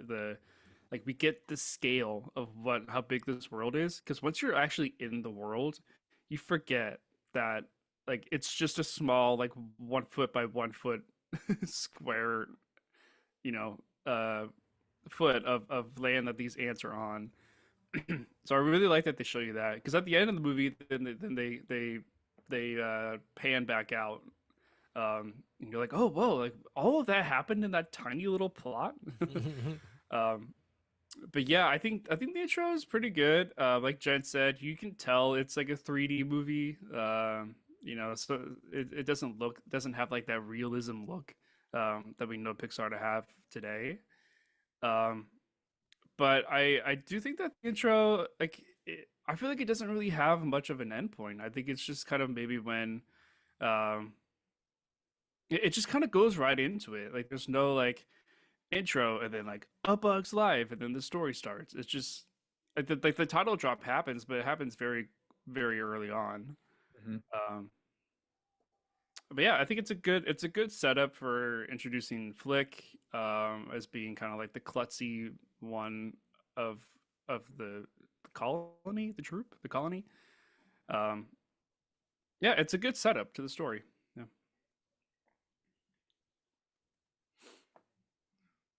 I always love it. The leaf falls and like like just life stops. Like, oh my god, what do we do? We can't go anywhere. I can't see the line. Like, it kills me every time. I love when Doctor Dude runs up and he's like, hey, relax. We're gonna go around the leaf. It's like, I don't think we. No, I don't think we can do that. It's like, come on, it's gonna be all right. Hey, trust me, we're gonna go around, and there it is, all good. We're all set. Everybody is so wound so tight, and that's their biggest threat is like, oh my god, a leaf. Um, Hilarious. I think it's a really fun way to bring us to these characters. We're seeing them do what we've always seen ants do: walk in a line, carrying food. Like, that's what they do.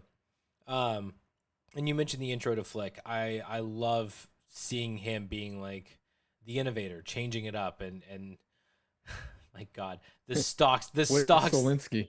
exactly. But the stalks of leaves or whatever, like just landing on Princess Ada it kills me every time. Where it's like they get the one off, and it's like, oh, thank God, boom, here comes the next one. It's like, oh my God, absolutely hilarious. So I think this is a ton of fun. I think this is a really really great way to intro this movie, this story, and yeah, I think it's fun. I don't know who went up first, if it was Jen or Brian.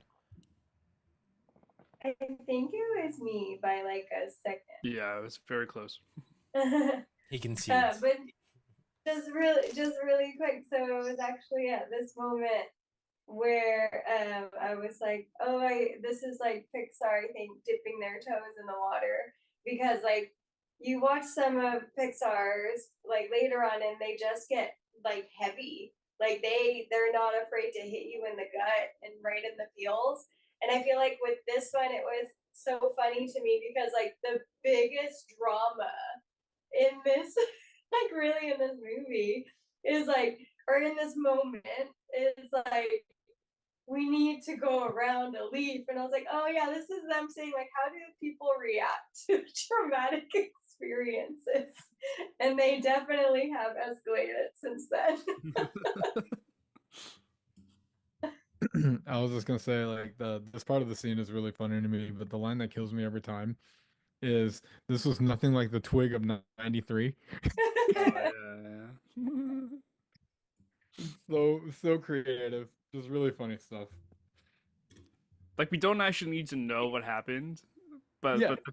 but we Your get your it. imagination starts picturing Yes. a twig falling down, and Yeah. did it land sideways? Did it split? To like like all But these. you know what? I've done that before, where like I've seen a trail of ants, and I'll put something in their way, and then they kind of like scramble and go around it. You're a I've done horrible that person. before. Wow. Yeah. Why don't you just sit over him with a magnifying glass? You're Sid. Jerk. Well, I didn't know. Point of order. I bet you poured salt on snails too, huh? I did that. I did. You know, not on them. I did make a line that. Yeah. of salt to see like what they would do. But Wow. yeah. No, Josh and I took out some slugs and snails in our day. Yeah.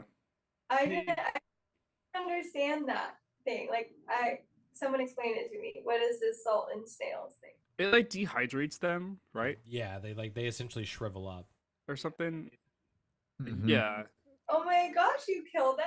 Yeah, so like this movie is a great example, right? When the snail Yeah. orders the platter and he says, "Hey, I said no salt," like that. Yeah. That bubbliness is like, yeah, that's Oh the, my oh, it basically just like dehydrates them and bubbles them out. Yeah, like it kills them. It kills them.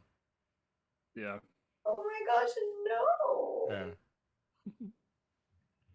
Do we know how Flick's harvester works? It's Uh, mechanical.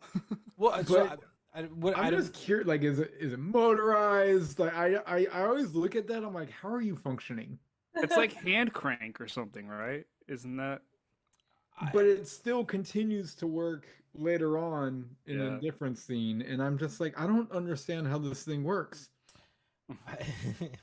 you know, it's funny you bring it up. I've never actually thought about it. But it does have like a motor sound to it, doesn't it?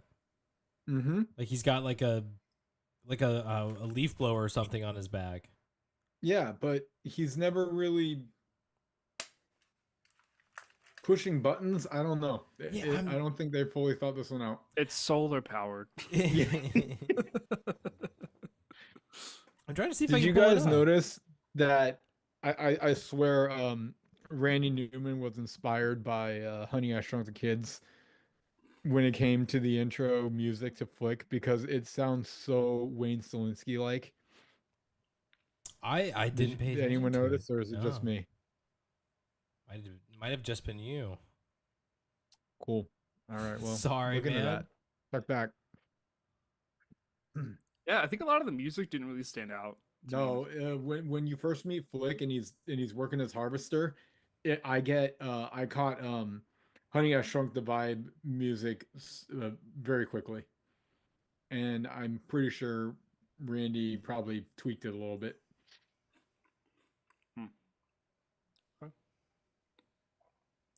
Sounds like you're on your own little island there. Interesting. That's fine. There's not I a like it. there's not a single picture on IMDb that shows Flick's harvester. I mean, not to say that I'm getting onto just the good old Google machine now, but I can't believe there wasn't a single one. All right, do you guys want to go on Memories? to memories? Yeah. I'll go. It's like the one and only, because like I remember this even before this watch, and it's that I'm a beautiful butterfly. 100%. Oh, yeah, that's it.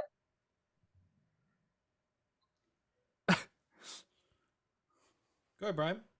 I mean, I was gonna say mine really comes down to the bird and the butterfly.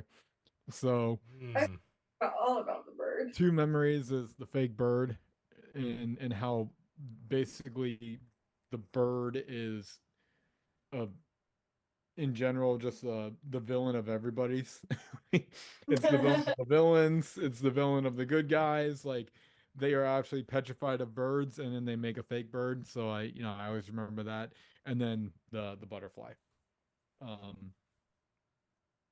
Heimlich's mission to become a butterfly. Yeah.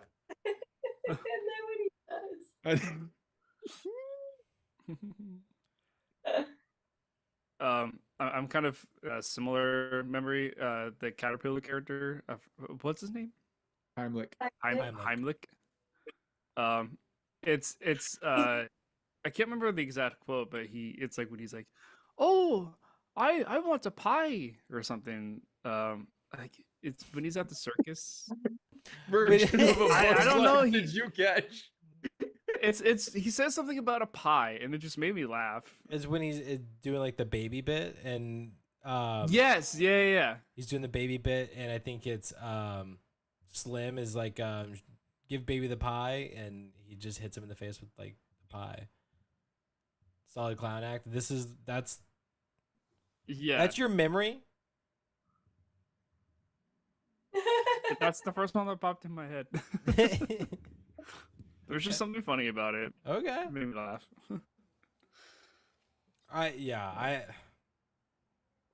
For me, I like to think of my memories kind of go to it's the bird for sure. Like is particularly when Hopper does the like hello and it's the real bird. That's a great moment. I think God, the speech from Hopper's great, but there was a big one that hit me.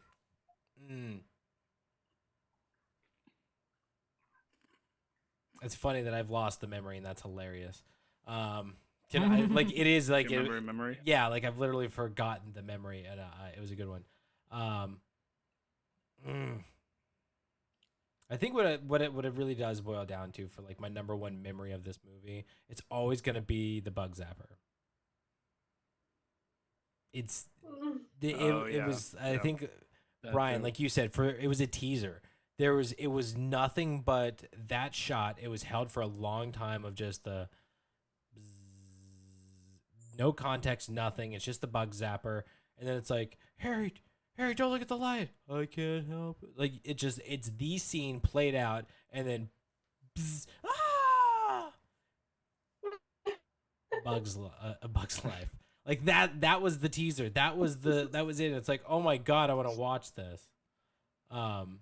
Yeah, so that's got to be my number one memory of this movie. Yeah. Is the bug zapper. I'll join you on that one too. But there is so much about this movie that I remember. Like as we start jumping around into the story and stuff, it's gonna be oh yeah, this remember. Oh my god, remember like it. This movie had, in my opinion, like some iconic moments. But it's interesting that it isn't the one anybody talks about. It got no sequel. It's kind of been forgotten about. But I love it. I wrote down two things in the no, don't look at the light, but it's so beautiful. I do. The scream's always funny too, but I do love that it's the directors. That's a fun nod. Like, and again, the power to that cameo. Mm-hmm. All right, trying to hop back into A Bug's Life. Like I was, so much. Did you guys want to jump into scenes with still memories? What is it that you guys are wanting to hop onto? I didn't write any notes for this, so I'm kind of going off the cuff. Me too. I wrote down one other note. Okay, no, like I don't worry, I got. I have more notes than you guys. That's really funny. We can jump into the scene. It's actually a quote. And Brian actually already said it. What did I say? Well, it's a scene where I think one of the bug. I can't remember which bug it was, but he's like, "It's a buggy bug world out there." Mm-hmm. Hopper. Was it Hopper? Yeah, I remember it being a tall one.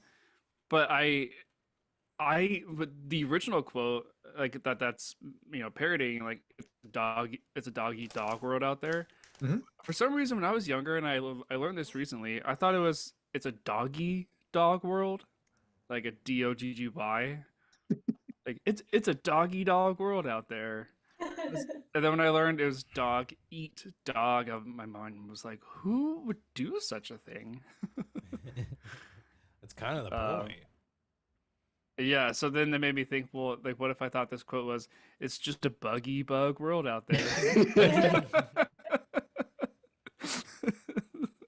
and then that made me laugh. So, go ahead, Brian.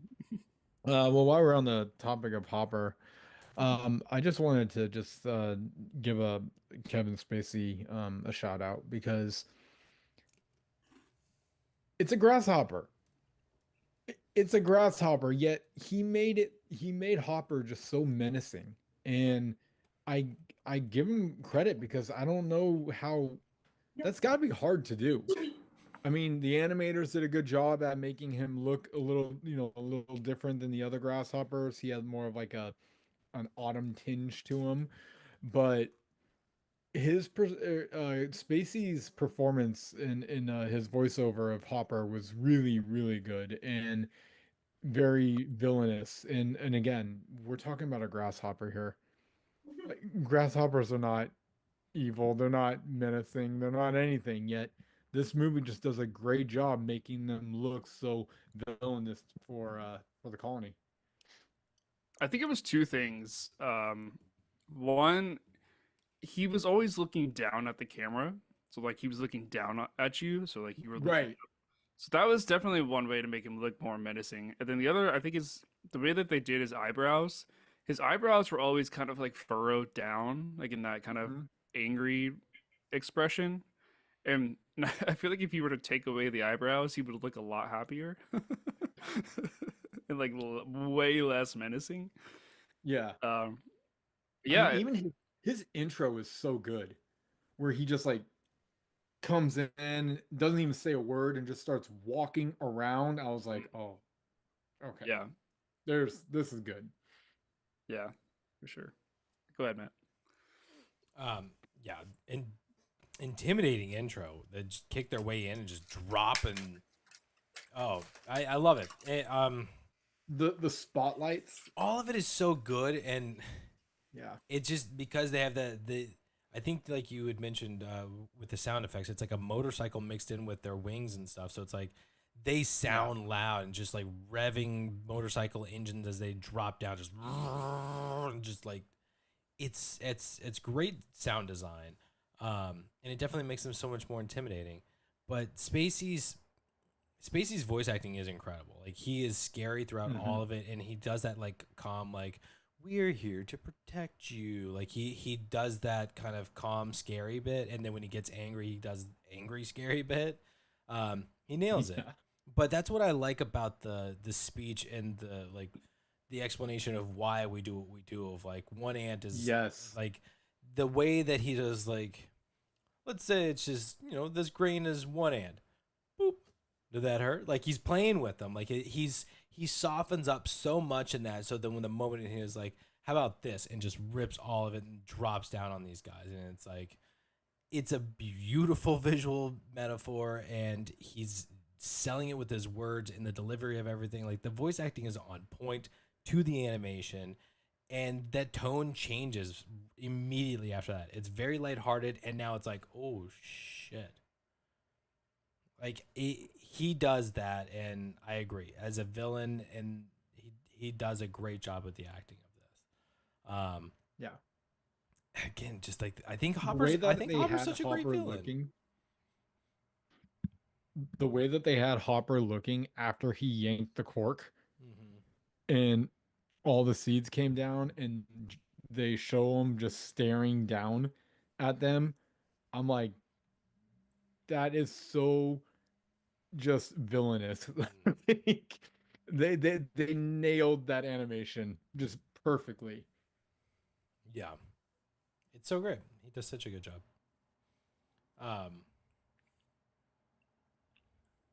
Anything else? I mean, like we keep talking about Hopper. What about his relationship with his brother? I love that you mentioned too, like needing to have him as the brother and to soften him up, and it's like we have to make him the brother. There's no way he'd keep him in the gang, and like valid. Right. And I love that there's the part where I think it's when they're meeting the queen at the beginning their first time, and he does the whole like if I didn't promise our mother on her deathbed that I would like.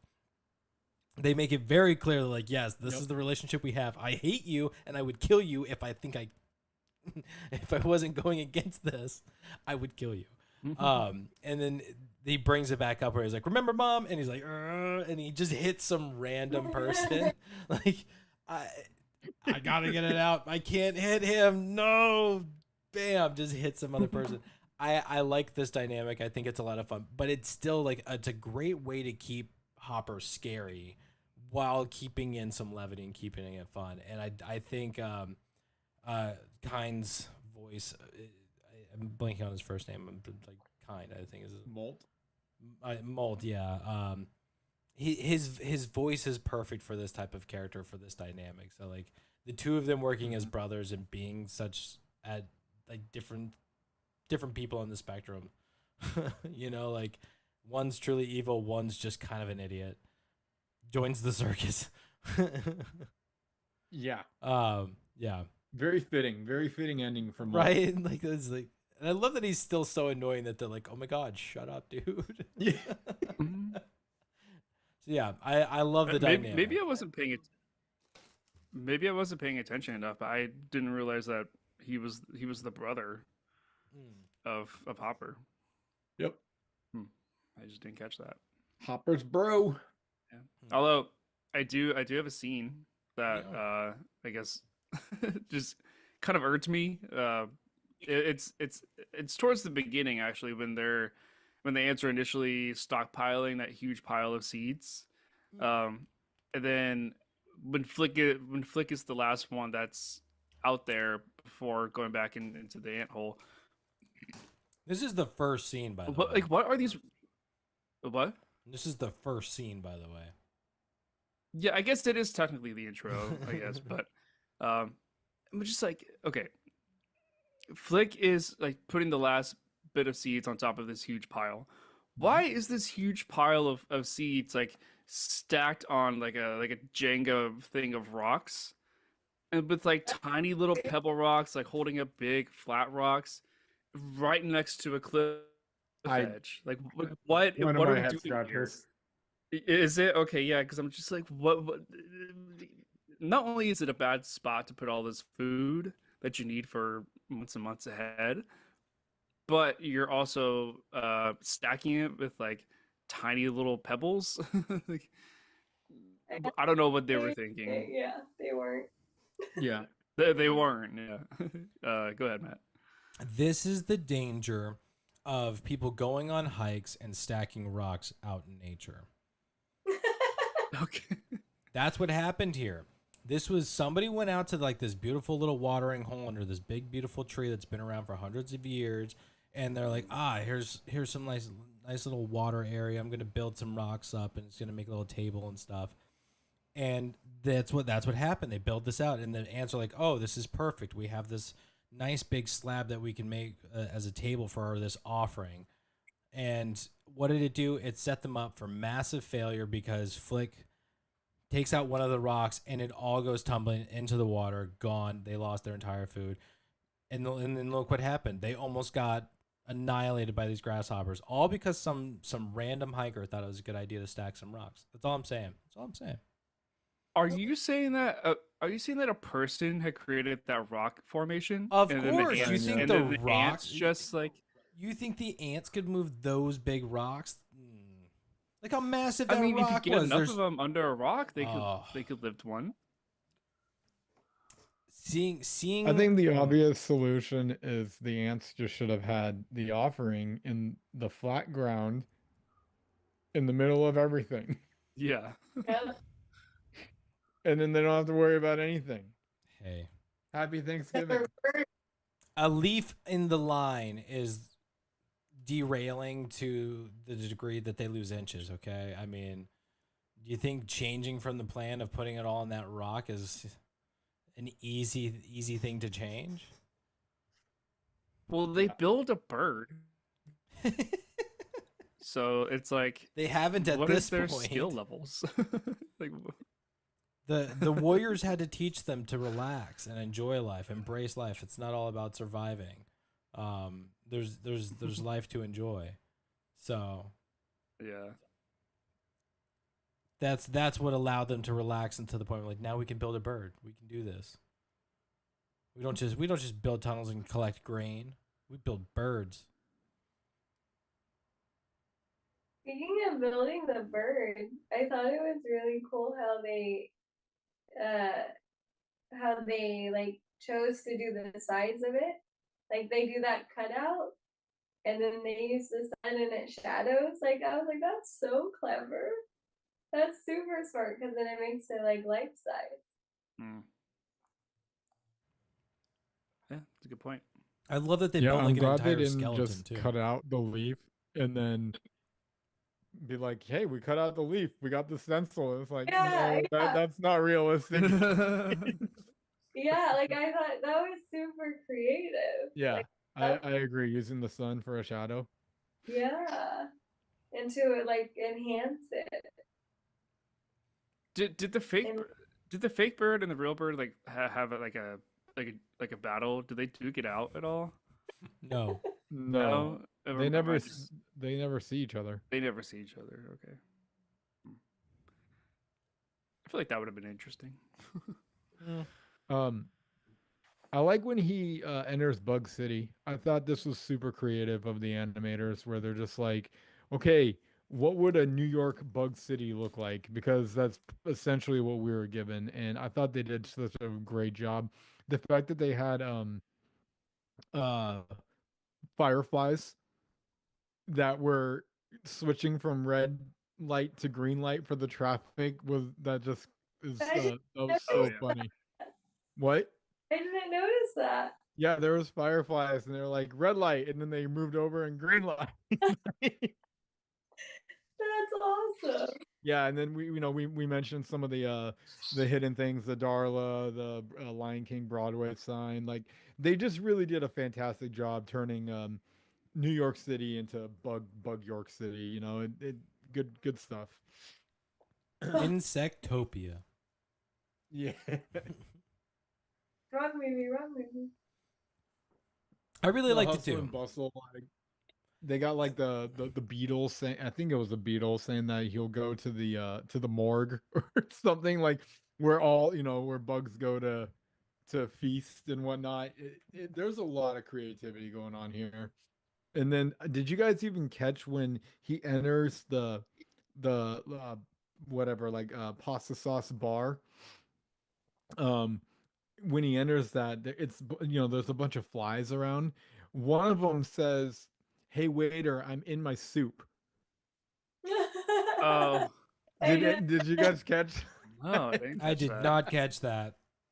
I'm in my It's suit. so good. Like I'm telling you, there's a lot of creativity going on in this New York, the New York City scene. I always The laugh at the food who ordered the platter poo poo was platter. Yeah. Yeah, that really too. like that. And then This was the you got the mosquito that orders a Bloody Mary, Yeah. but it's O positive. this was the first time I caught that he was saying what kind of like blood type he wanted. Yeah. Bloody Mary, O positive. Like I never caught that before. It's so good. And then him just like Yeah. and like love it. Such a fun thing. I wish we got How more did of I like miss all of that? you apparently didn't watch the movie. I guess not. I kind of wish we got more of Flick in the city, like experiencing things like this. It's pretty quick, yeah. Because it was fun. I would have liked to have seen more. How do you adjust for like Insect City? Because I feel like they did this similar kind of thing with Monsters Inc., where when you go to Monstropolis, I think is what it is, and they're like they do the things of like, hey, you got any odorant, and like they make reference to other real life things, but done the monster way. Mm-hmm. I would have liked more of that, of like getting to see the ant version of something, like Broadway, right? Like how crazy would it have been to see like more ant version of Broadway? You got the Lion King poster up. I'm like, oh, what else they got? Right. Hmm. Like instead of Rent, is it Runts? Or instead of Oz, is it like Buzz? All right. Any other stuff? So I thought of the other memory. I remembered what it was. The big one. It's when the kids, I think it's the third grade class or whatever. I just remember they're doing the banquet for the Warriors, and they're like, the third grade class of Mrs. Butlight would like to present to you this mural, and then they do the play and everything, and the mural itself is hilarious. Seeing I think it's the caterpillar cut in half, and she's like the teacher said it would be more dramatic if we showed one of you dying. It's like, holy shit, okay. But the kicker for me that I always remember or think of with a Bug's Life is when they do the actual play and they begin it, and then it ends, and it's just scattered dead bodies all over the field in front of them, and it's just die, die, die. Silence. Like, oh my god. It kills me every time. But the die, die, die, I always think about with this movie. Funny.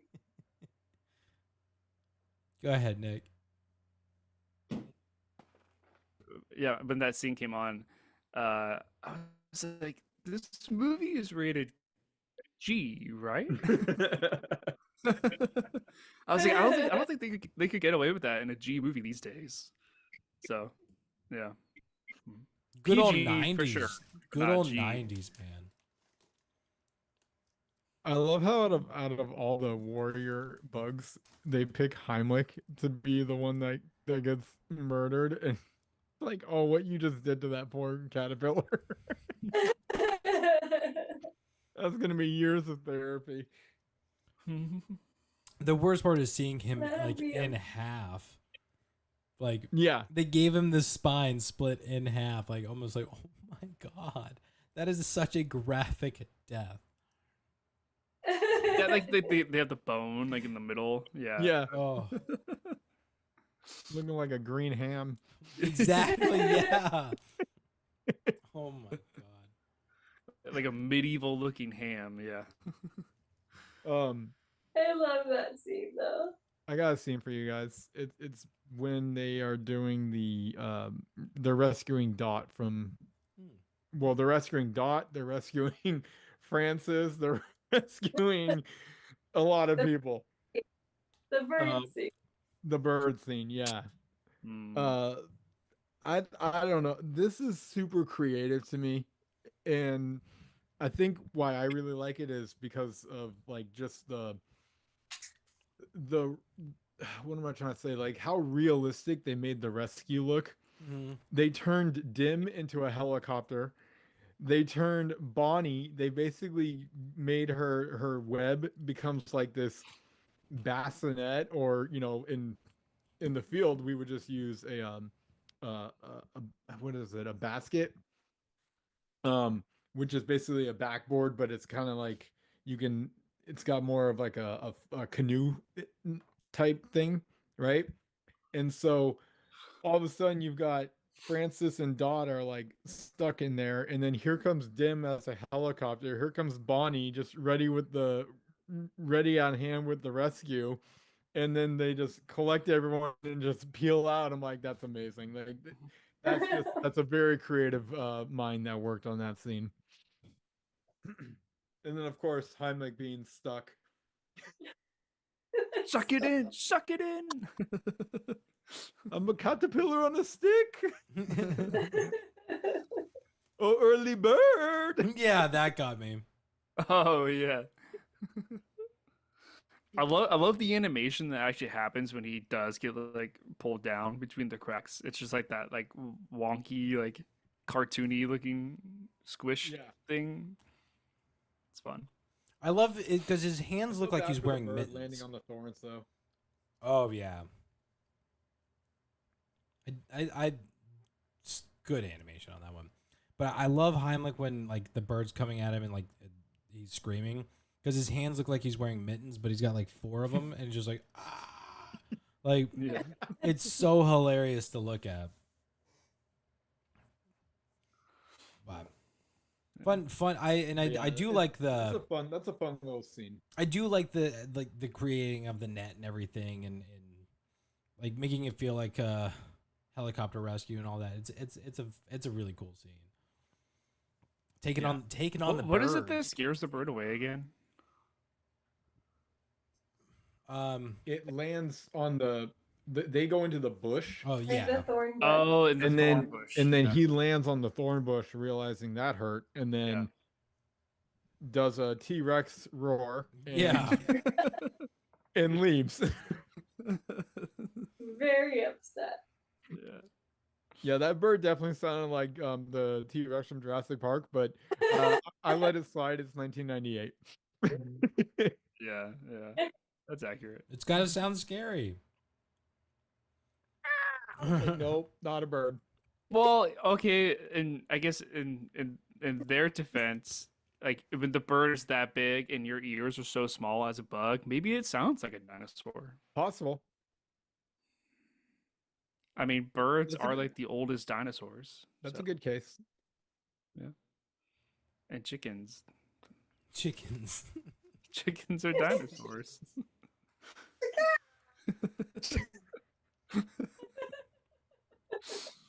You know, I've normally heard people say, "What came first, the chicken or the egg?" I don't think I've ever heard anyone say a chicken is a dinosaur.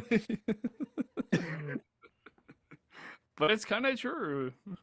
Like he's That's- not that's new. technically wrong. Let me fact check myself on that. I don't think chickens are dinosaurs, homie. Well, it's not so like a raptor, right? Like when you think about the dinosaur, the raptor. It's Are used. we going here, guys? Just saying, like that's used to describe a way a predator would attack, and it's typically like with their feet, kind of a thing, right? So like as you see with the raptors, they attack with their feet. There are birds that do this. I mean, most birds do this. They attack with their feet.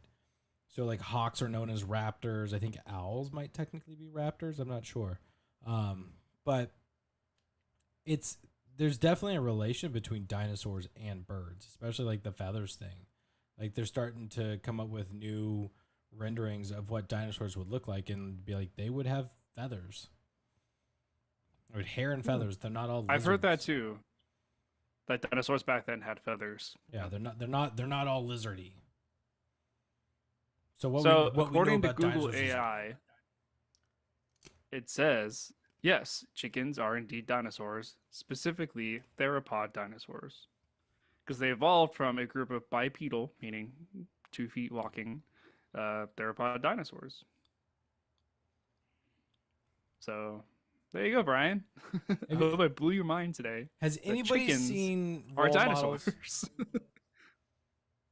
Has anybody seen role It's models? been a long time. That's with Stifler, right? Yeah, Paul Rudd and Sean William Scott. Yeah, and Paul Rudd. Yeah. There's a bit where Stifler is saying like he's high off of whatever sleeping medication, and he says, "Hey, you know that dinosaurs aren't really gone or aren't really extinct because birds are dinosaurs and those fuckers are everywhere." Like he And what? What's and the those last part? I said those fuckers are everywhere. I don't think I got the quote correctly. Oh. I don't think I said it correct. But that's essentially the gist. Is like he's high off of whatever drugs, and he's like, "Do you know that birds are dinosaurs?" So it's real. It's a real thing. All right, scenes about Alright, hey man, just saying, chickens are dinosaurs, back to birds are Ant dinosaurs. Island. All right, scenes. Who's I got have a scenes? head scratcher. Do it. It's your night. Go for it. My head scratcher is, do ants have wings? Do ants what? Have wings? I think some. You know, do. I question this. I've never seen a flying ant before. Yeah, neither have I. I'd scream. I think ants are creepy enough because there's never just one. There's like a million. I think some ants do, because even in ants, there's a flying ant. Yeah, but that's still a movie. Fair enough. I'm I'm just talking saying. real life. I mean, in ET, there's a flying alien on a bike.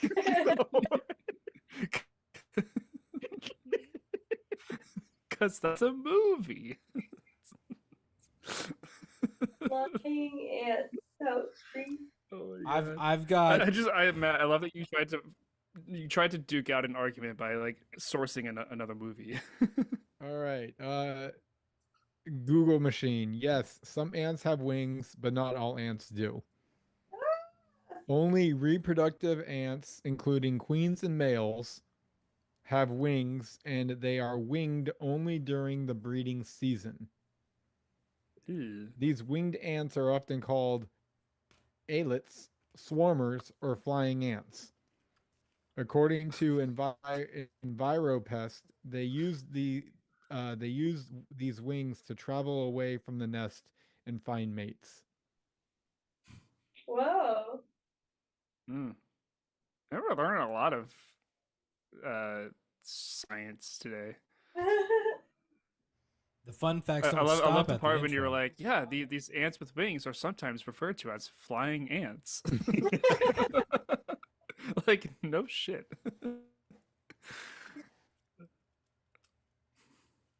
All right, so there you go. I wonder where in the world they actually Chickens are dinosaurs, ants have wings, and I don't know what's up or down anymore. What is happening? What is happening? Yeah.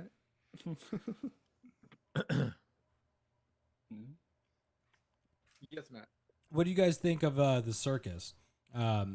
This was always a fun scene for me where we're getting introduced to the warrior bugs, and they're just kind of doing their circus bits. They're being real funny. They're being interesting. But you've got Francis is the name of the ladybug, right? Yeah. Yeah. So you've got your big intro to Francis, which I think is kind of like the fun recurring thing of, is Francis a woman? Like they kind of they say no, but it's like, are they? I don't know. At a certain point Francis just kind of gives into it of like, it's yes, I'm the leader of these blueberries. What were they called? The little Girl Scouts, since you brought up the Girl Scout cookies. I think they're just blueberries. Adventure. Right? Were they the blueberries? Yeah. Which is perfect. Blueberries. Yeah. Francis is just a fun character, and Dennis Leary comes in with some great heat with it all. So He being does. a ladybug automatically, like, it's so much fun. The confrontation with the flies at the circus, and yeah, it's so great. Go ahead, Brian. I like Dennis Leary. I've always wondered what a Danny DeVito Francis would have done. Oh man. That could have been fun. I feel like Yeah. it's right around that time, and I just feel like it would have been a great voiceover role for him. That I like that. Yeah. Yeah, I like that a lot. Hmm. I feel like DeVito probably would have given it a little bit of DeVito-ness. Like, I don't really know how to explain it, but, and no disrespect to Dennis, right? Yeah. Yeah. No disrespect to Dennis, but it's just something I've always kind of wondered. What? So I was just looking it up. DeVito does Hercules the year before this, so this would be prime time for some voiceover for Danny DeVito. 100%, yeah, because he's doing Phil, right? Yeah. Yeah. Oh, man, that would have been interesting. Like, as a fan cast, we haven't done this in a while. Like, is there anybody else that you guys would have like fan cast? That would have been an interesting one.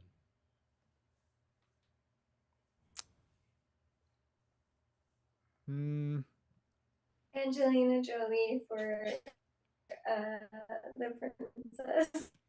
Princess Adam. How'd you come up with Angelina Jolie? I feel like we haven't that talked about princess- her at all, Yep. or like she never comes up. I mean, have you seen the posture of that Yeah. princess? Oof. You know, honestly, Rick Moranis is Flick. Yeah. Are you thinking about him doing kind of like a that Tully could have thing? really worked. I could- If we're gonna lean in hard here.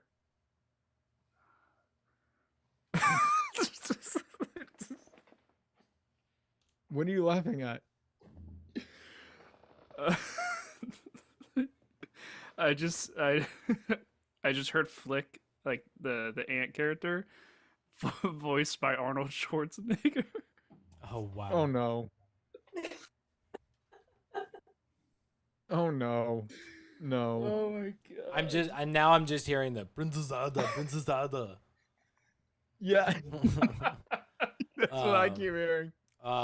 It's about the offering. Ah! God, that would be nuts. God, that would be crazy. Oh my god. But Rick, Danny DeVito as the ladybug. Oh my god. oh my God, that would be fun. That would be fun. Brian, with Rick Moranis, were you thinking his more of like Wayne Zelinsky or more like Tully from Ghostbusters? No, I go Wayne Selinsky on this. Okay, so just kind of Rick Moranis then. Nothing too over the top. for Yeah. him. Okay. Yeah, because Ghostbusters, he's kind of nasally nerdy type. Oh, It's- heavy. you heavy. know? Yeah. Mm. He's like, hey guys, like I'm having a party. Like, it's like, no, I can't picture that as Flick, but Wayne Selinsky I can picture as Flick very easily. Okay. I can see it. I'm just throwing this one out there. What about like Jim Carrey As who? as Flick? That could work. I just 98 feel like he would add a little bit of like zest, a little bit of comedy to it, you know? could. I could see him as Hopper instead. Hmm. No. I mean Jim would be great, but I don't see it. I don't see him for that type of character. It changes too much for me at that point. Cause I mean, Flick as a character now, he's a very like straight edge kind of guy, like a very just like normal dude. But if you were to add some like comedy or like wackiness to him, Yeah. I don't know. Hmm. Just a thought. I think it's funny we keep going for Canadian actors. Oh yeah. If I'm not mistaken, even Dave Foley, who is Flick, is also a Canadian actor.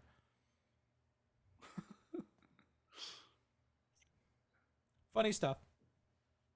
Yeah. All right. What else do we have to talk about Bug's Life? Well, okay, we can break down lots of things, but I mean, yeah, because so what I really wanted to talk more about with the circus was like the actual flaming death. Like this, that was a shit show. it's just such an iconic thing for me though. Like when I think about this movie of all of the flies, the entire crowd is leaving. And he's like, hey, here's the big one, and it's literal fire, and because of random chaos and these guys sucking at being what they do, it's absolute, it's just chaos, and it's hilarious. And I love that. What's Bonnie Hunt's character, the spider? What's her name? Rosie. Rosie. I love that she goes to make the web and she misses, like she forgets the center. Like that's hilarious to me that she did such a good job and she misses the center like by a big time center. But she could have done it. She could have made it in time had she been able to see and everything. Like she definitely could have done this. Like it would have been fine or whatever, right? But she fails at doing her job. Everybody else fails at doing their jobs. It's just like chaos ensues, and he's just about to get away, and the fly paper that is soaked in gasoline just casually floats down right on top of him and like kills me. It's so funny to me. It's very Looney Toony. Yeah, it is, but Yes. I love it so much when it comes to this movie. Yeah.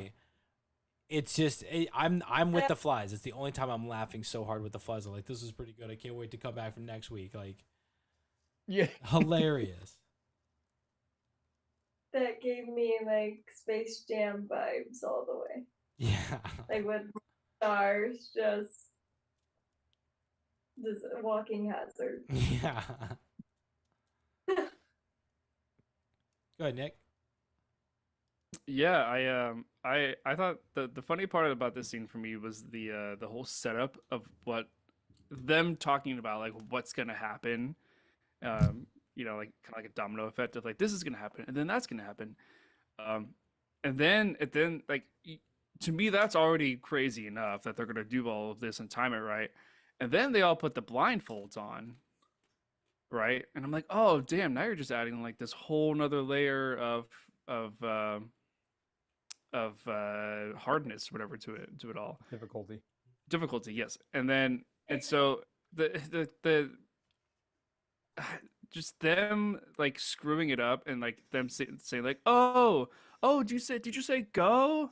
And then like one does one thing and then like their timing is all off and they're just like going through this whole spiel, like just not, not coordinated at all. And I was like, did you really have to add the blindfolds to this?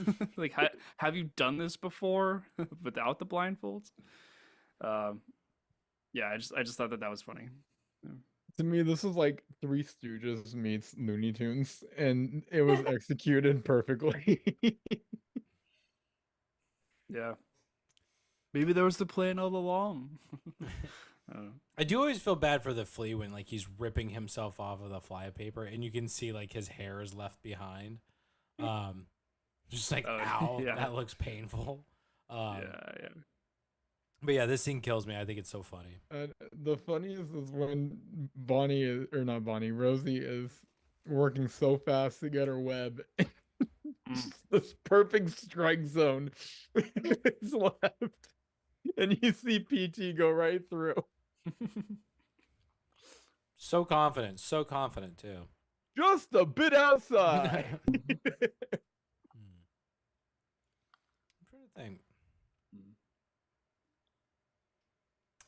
I'm trying to remember if there's any other scenes. What am I trying to say? Oh, like the name of like a flea circus. I thought that was like really, really creative of them to just do. Okay, no, he's a flea. He'll have a circus. That it just goes with it, you know. It is pretty clever. I don't get it. It's either that or like flea market. Oh, okay. That's what I was thinking. Was like flea Yeah. market, yeah. Those are like the only options there is. Mm. Do you remember there being a jab where one bug was like, "Ah, you parasite," like just trying to use a derogatory term, but like he's actually a parasite. I don't remember that. It was very quick. Yeah, Parasite. I think I think they used the word parasite. Yeah. Did I watch this movie? I really question it sometimes. All right, so what about the more action-packed scene of the movie when they go to give the fake bird a try? Once again, what you wish were to happen versus what actually happened is quite the difference. And I'm starting to realize these guys just need to stay away from fire. Yeah. Mm. Or just stay away from PT. Yeah, He's the hazard. he really is the hazard. But yeah, I mean, because you're looking at this, and you're like, man, these guys got this bird dialed. Like, I think it's gonna work out nicely. Shouldn't be any problem here, and problem all around. Just so much problem. The fact that like they've got the bird flying, and then all of a sudden, how does it catch on fire? Refresh my memory. I know PT does something. PT lights the match That's and then just torches it. all right. So the moral of the story is PT is not allowed to grab magic. Exactly. He technically makes like a flamethrower with the lighter fluid. With the lighter fluid, right? Yeah. And I'm just like, you guys really had this down if it wasn't for the fact that you just, burned your bird completely, and then you start to worry about the blueberry crew and all them, and it goes down, and I mean it basically crashes almost like a 747 jet. Like, Yeah. it's a really good scene. Well, thank God for the rain, though, right? Like, I mean, that could have been tragic for them. But what? Thank God for the rain. That could have been tragic for them.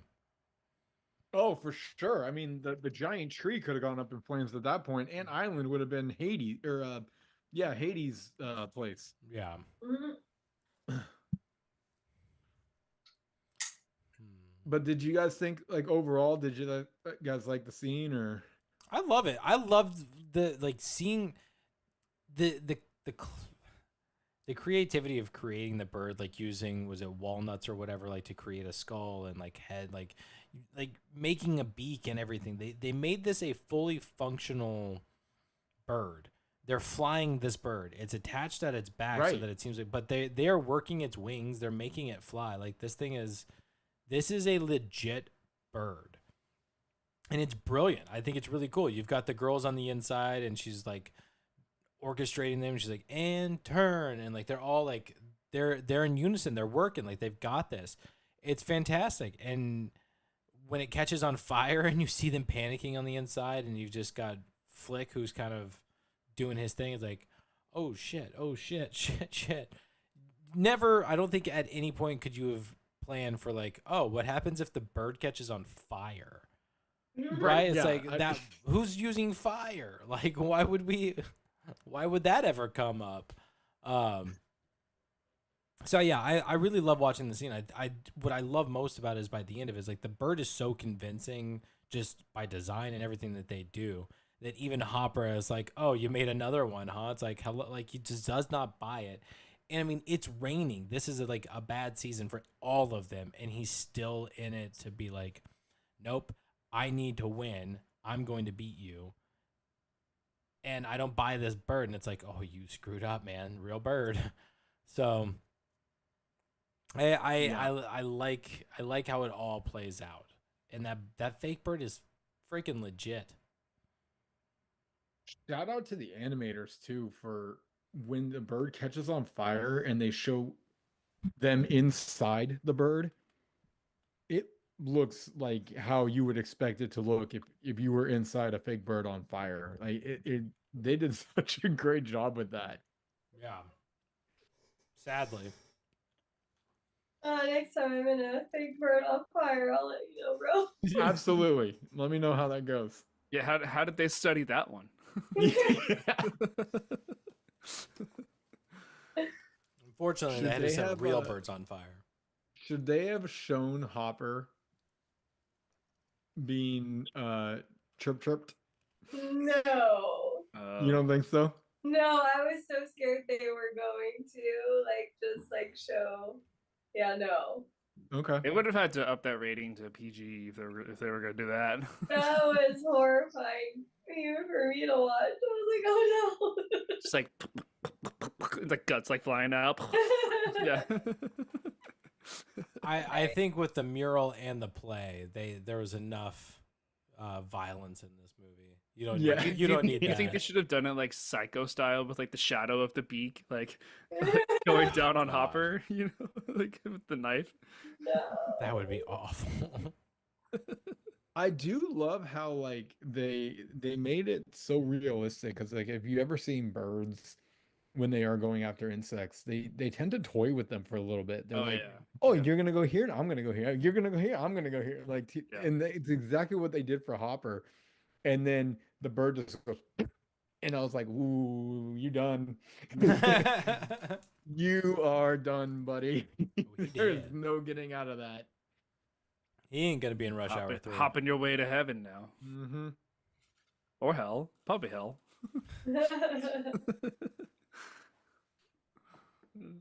There's not really any more scenes that I can like think of that because most of them kind of expand for a good while. I do think it's like when Flick realizes that they're not warriors, that they're circus bugs, and all of that stuff is fun, and trying to do Oh, like the yeah. behind the scenes thing, coming up with the plan and all of that. I do think it's funny, like Flick stealing the kiss with Princess Ada. Like she gives him the idea to create a bird, and he's just like, "Thank you," and just like a quick little, he sneaks a kiss and then bolts off, and she's Yeah.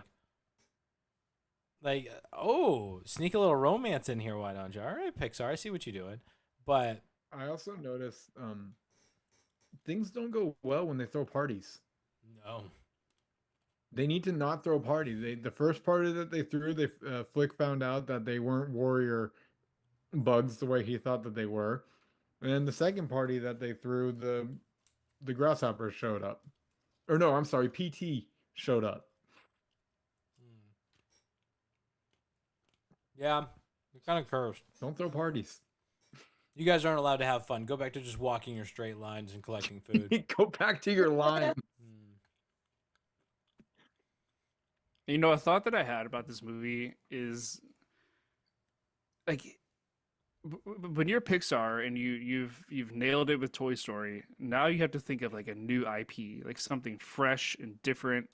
Like what made them think to do a movie about bugs? And my only thought is somebody had the idea of like, what if or like what would ants do on a day-to-day basis?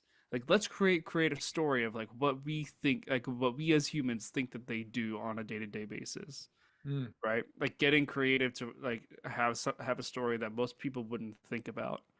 And just like it's interesting, like bugs. Like I never would have thought to write a story about bugs.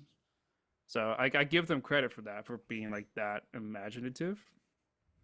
But Matt, I saw your hand shoot up. You might have an answer. Well, I had seen that there was during whatever lunch that they came up with the idea for A Bug's Life. They came up with the ideas, or at least the initial ideas, for a lot of other Pixar movies. Okay. So like they've been thinking about them for a while, and like they've had the concepts.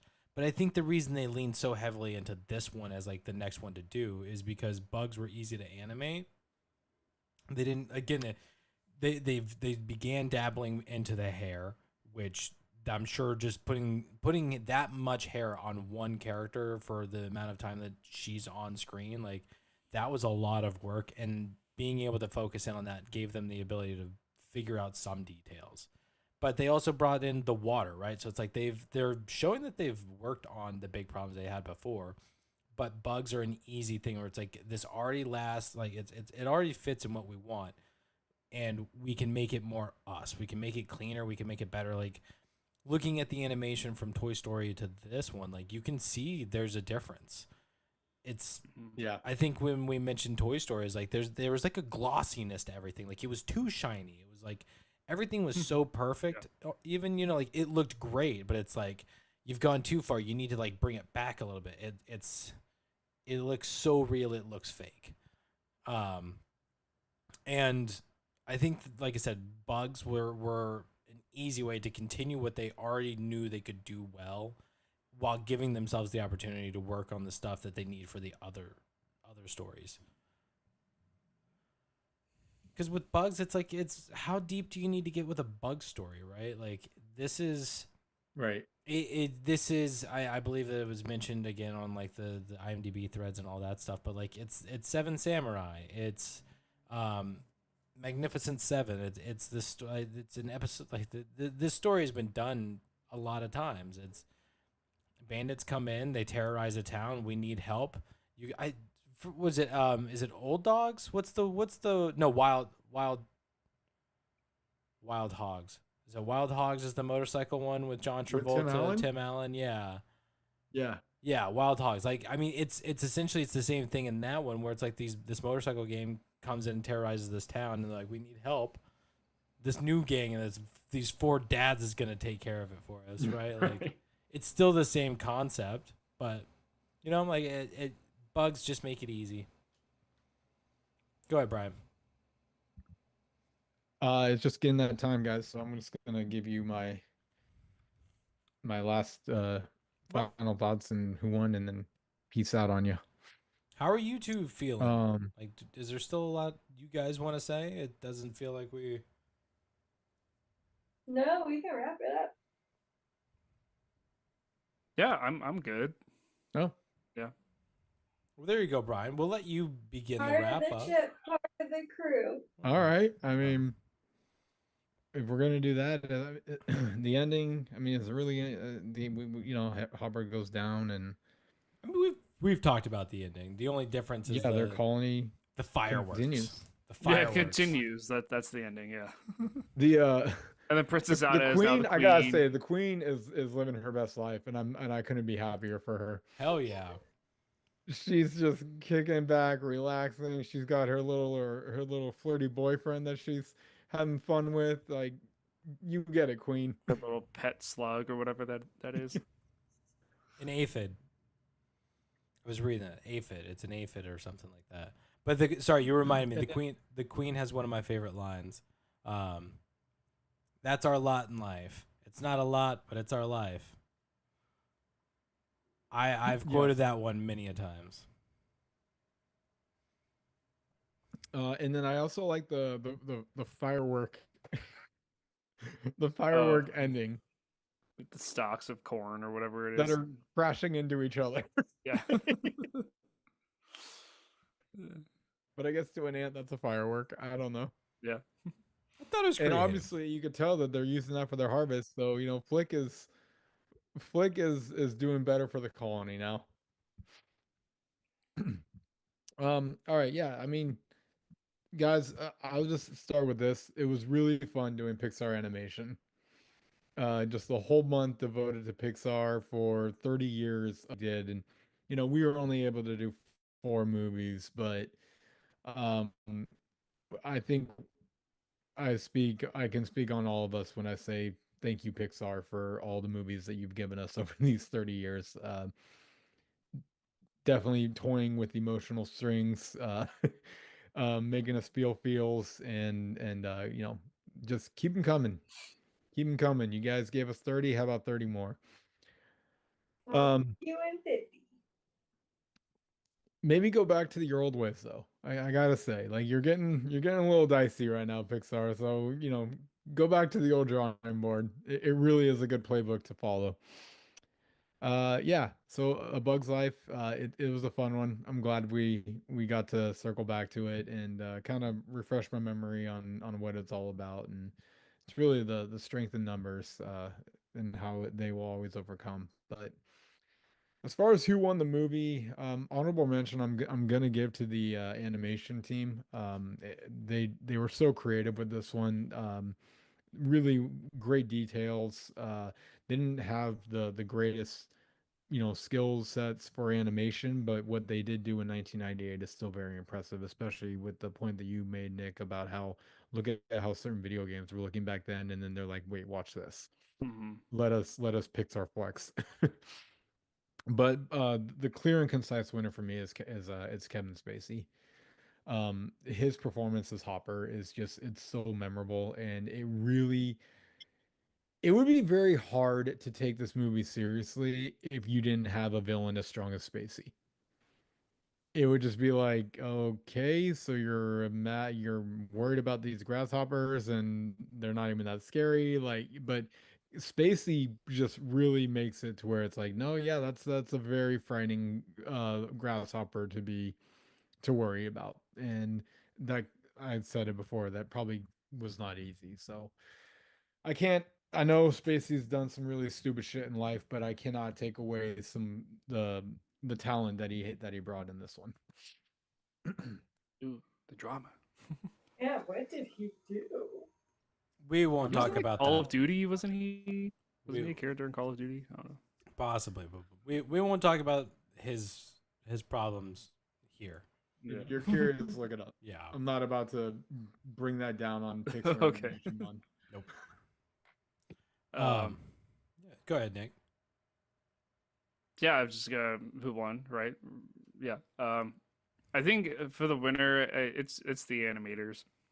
I think, yeah, they're the ones that brought the movie to life. They're the ones that made something out of nothing that had never been done before. So it's the animators for sure. I'll give Kevin Spacey a honorable mention too. Okay. I'm gonna agree with you, Nick, because for me it's same. Like a shout out to Spacey, where like he's a fantastic villain, and like Hopper is, like you said, he's a grasshopper. Like it's never been an intimidating thing in anything, and for him to be as bad of a guy that he is, fantastic. Does a great job. I mean, his cousin is Jiminy Cricket. Right? literally your conscience. Like, what's scary about a grasshopper? Yeah. But yeah, I like it that it's the animators to me, like this is still so early on.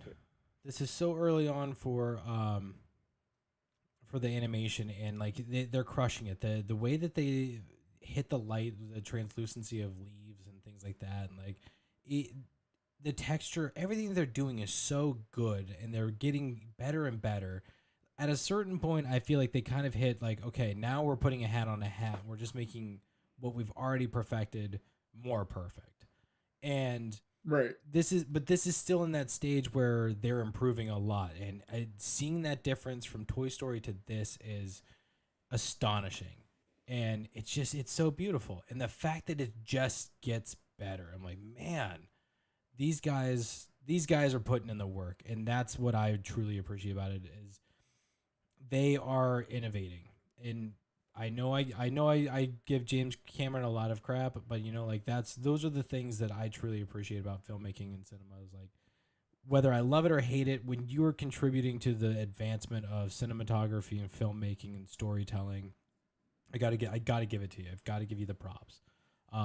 So for me, the animators of this movie truly win this. Incredible job. Alright. The winner for me is Pixar. Pixar wins the movie and wins the month. Without Pixar, we wouldn't even be doing this. Well, this month. Calm down, Pixar. Stick to your little lamp, okay? You're not that big of a deal. Stay in your lane there. Luxo Jr., if I'm not mistaken. All right. So, any final thoughts then, Jen? That's it. Pixar wins it. They win the month. That's a wrap. That's a wrap.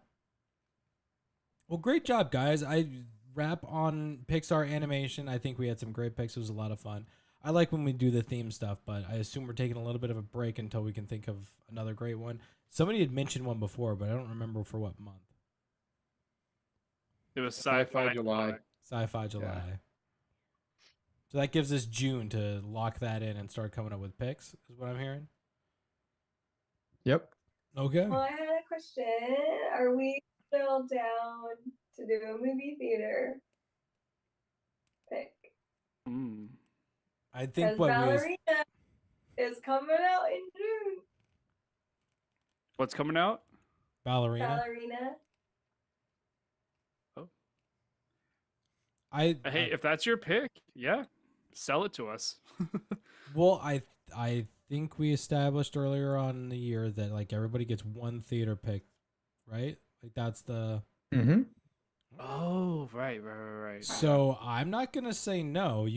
Jen, you kind of established when we made this rule or made this addendum that you were always going to be picking Ballerina. So That's what started it. yeah. It just looks cool. I mean, I think I'll go see it regardless. I mean, okay. if that's your way of saying you're picking Ballerina on your next pick, which is next month. So like would it still be in? You'd have the last pick of June, so it should be out by then. Like it'll still be in theaters. I would think so. Yes. Okay.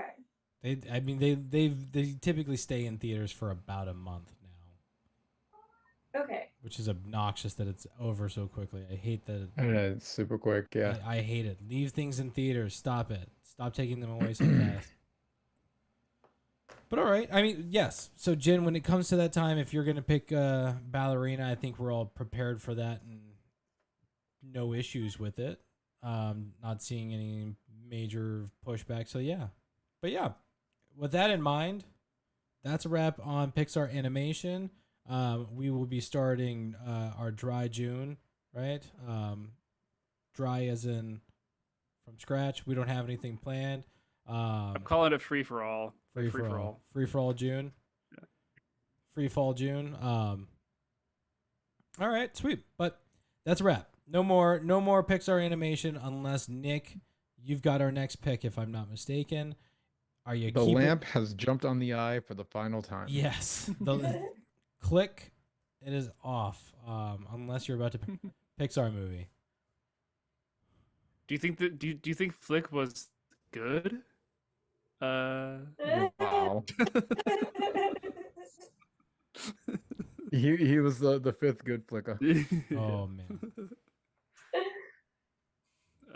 But yes, I do have a pick for next week. Is it Arnold Schwarzenegger?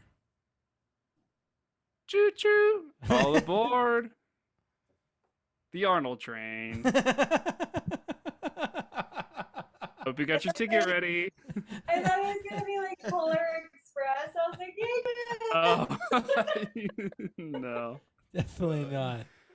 But yes, we are ending animation and starting with good old Arnold Schwarzenegger with Commando.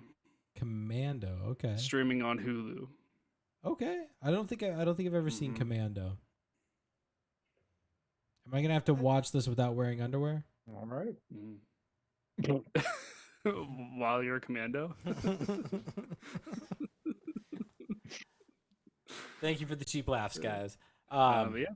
Okay, so next week's pick will be Commando, starring the one, the only Arnold Schwarzenegger, streaming on Hulu. Commando, that'll be fun. That'll be interesting. But yeah, you can see that here on YouTube, live here on YouTube at GoodFlickas, and you can also give us a like, give us a follow on Instagram at good.flickas. Share us with your friends. We got clips. We got all kinds of stuff.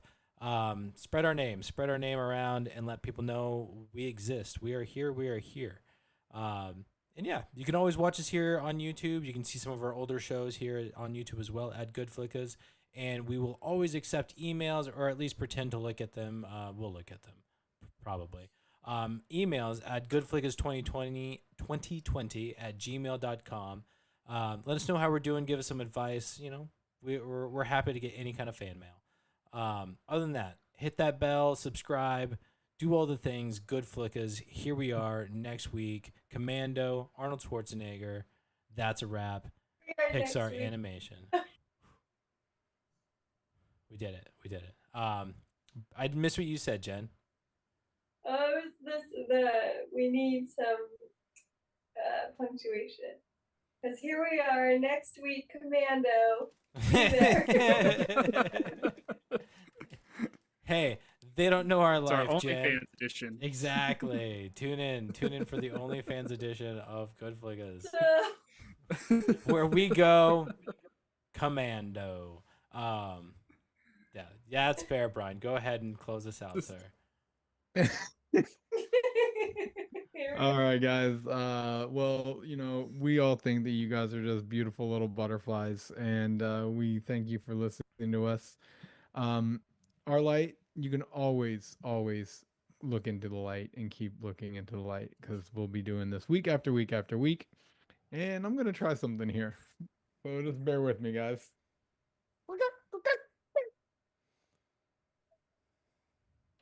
We'll see you next week. I have no idea what that was. You don't know what that was? Is No that the idea. bird? That was the lamp. Sure. Oh.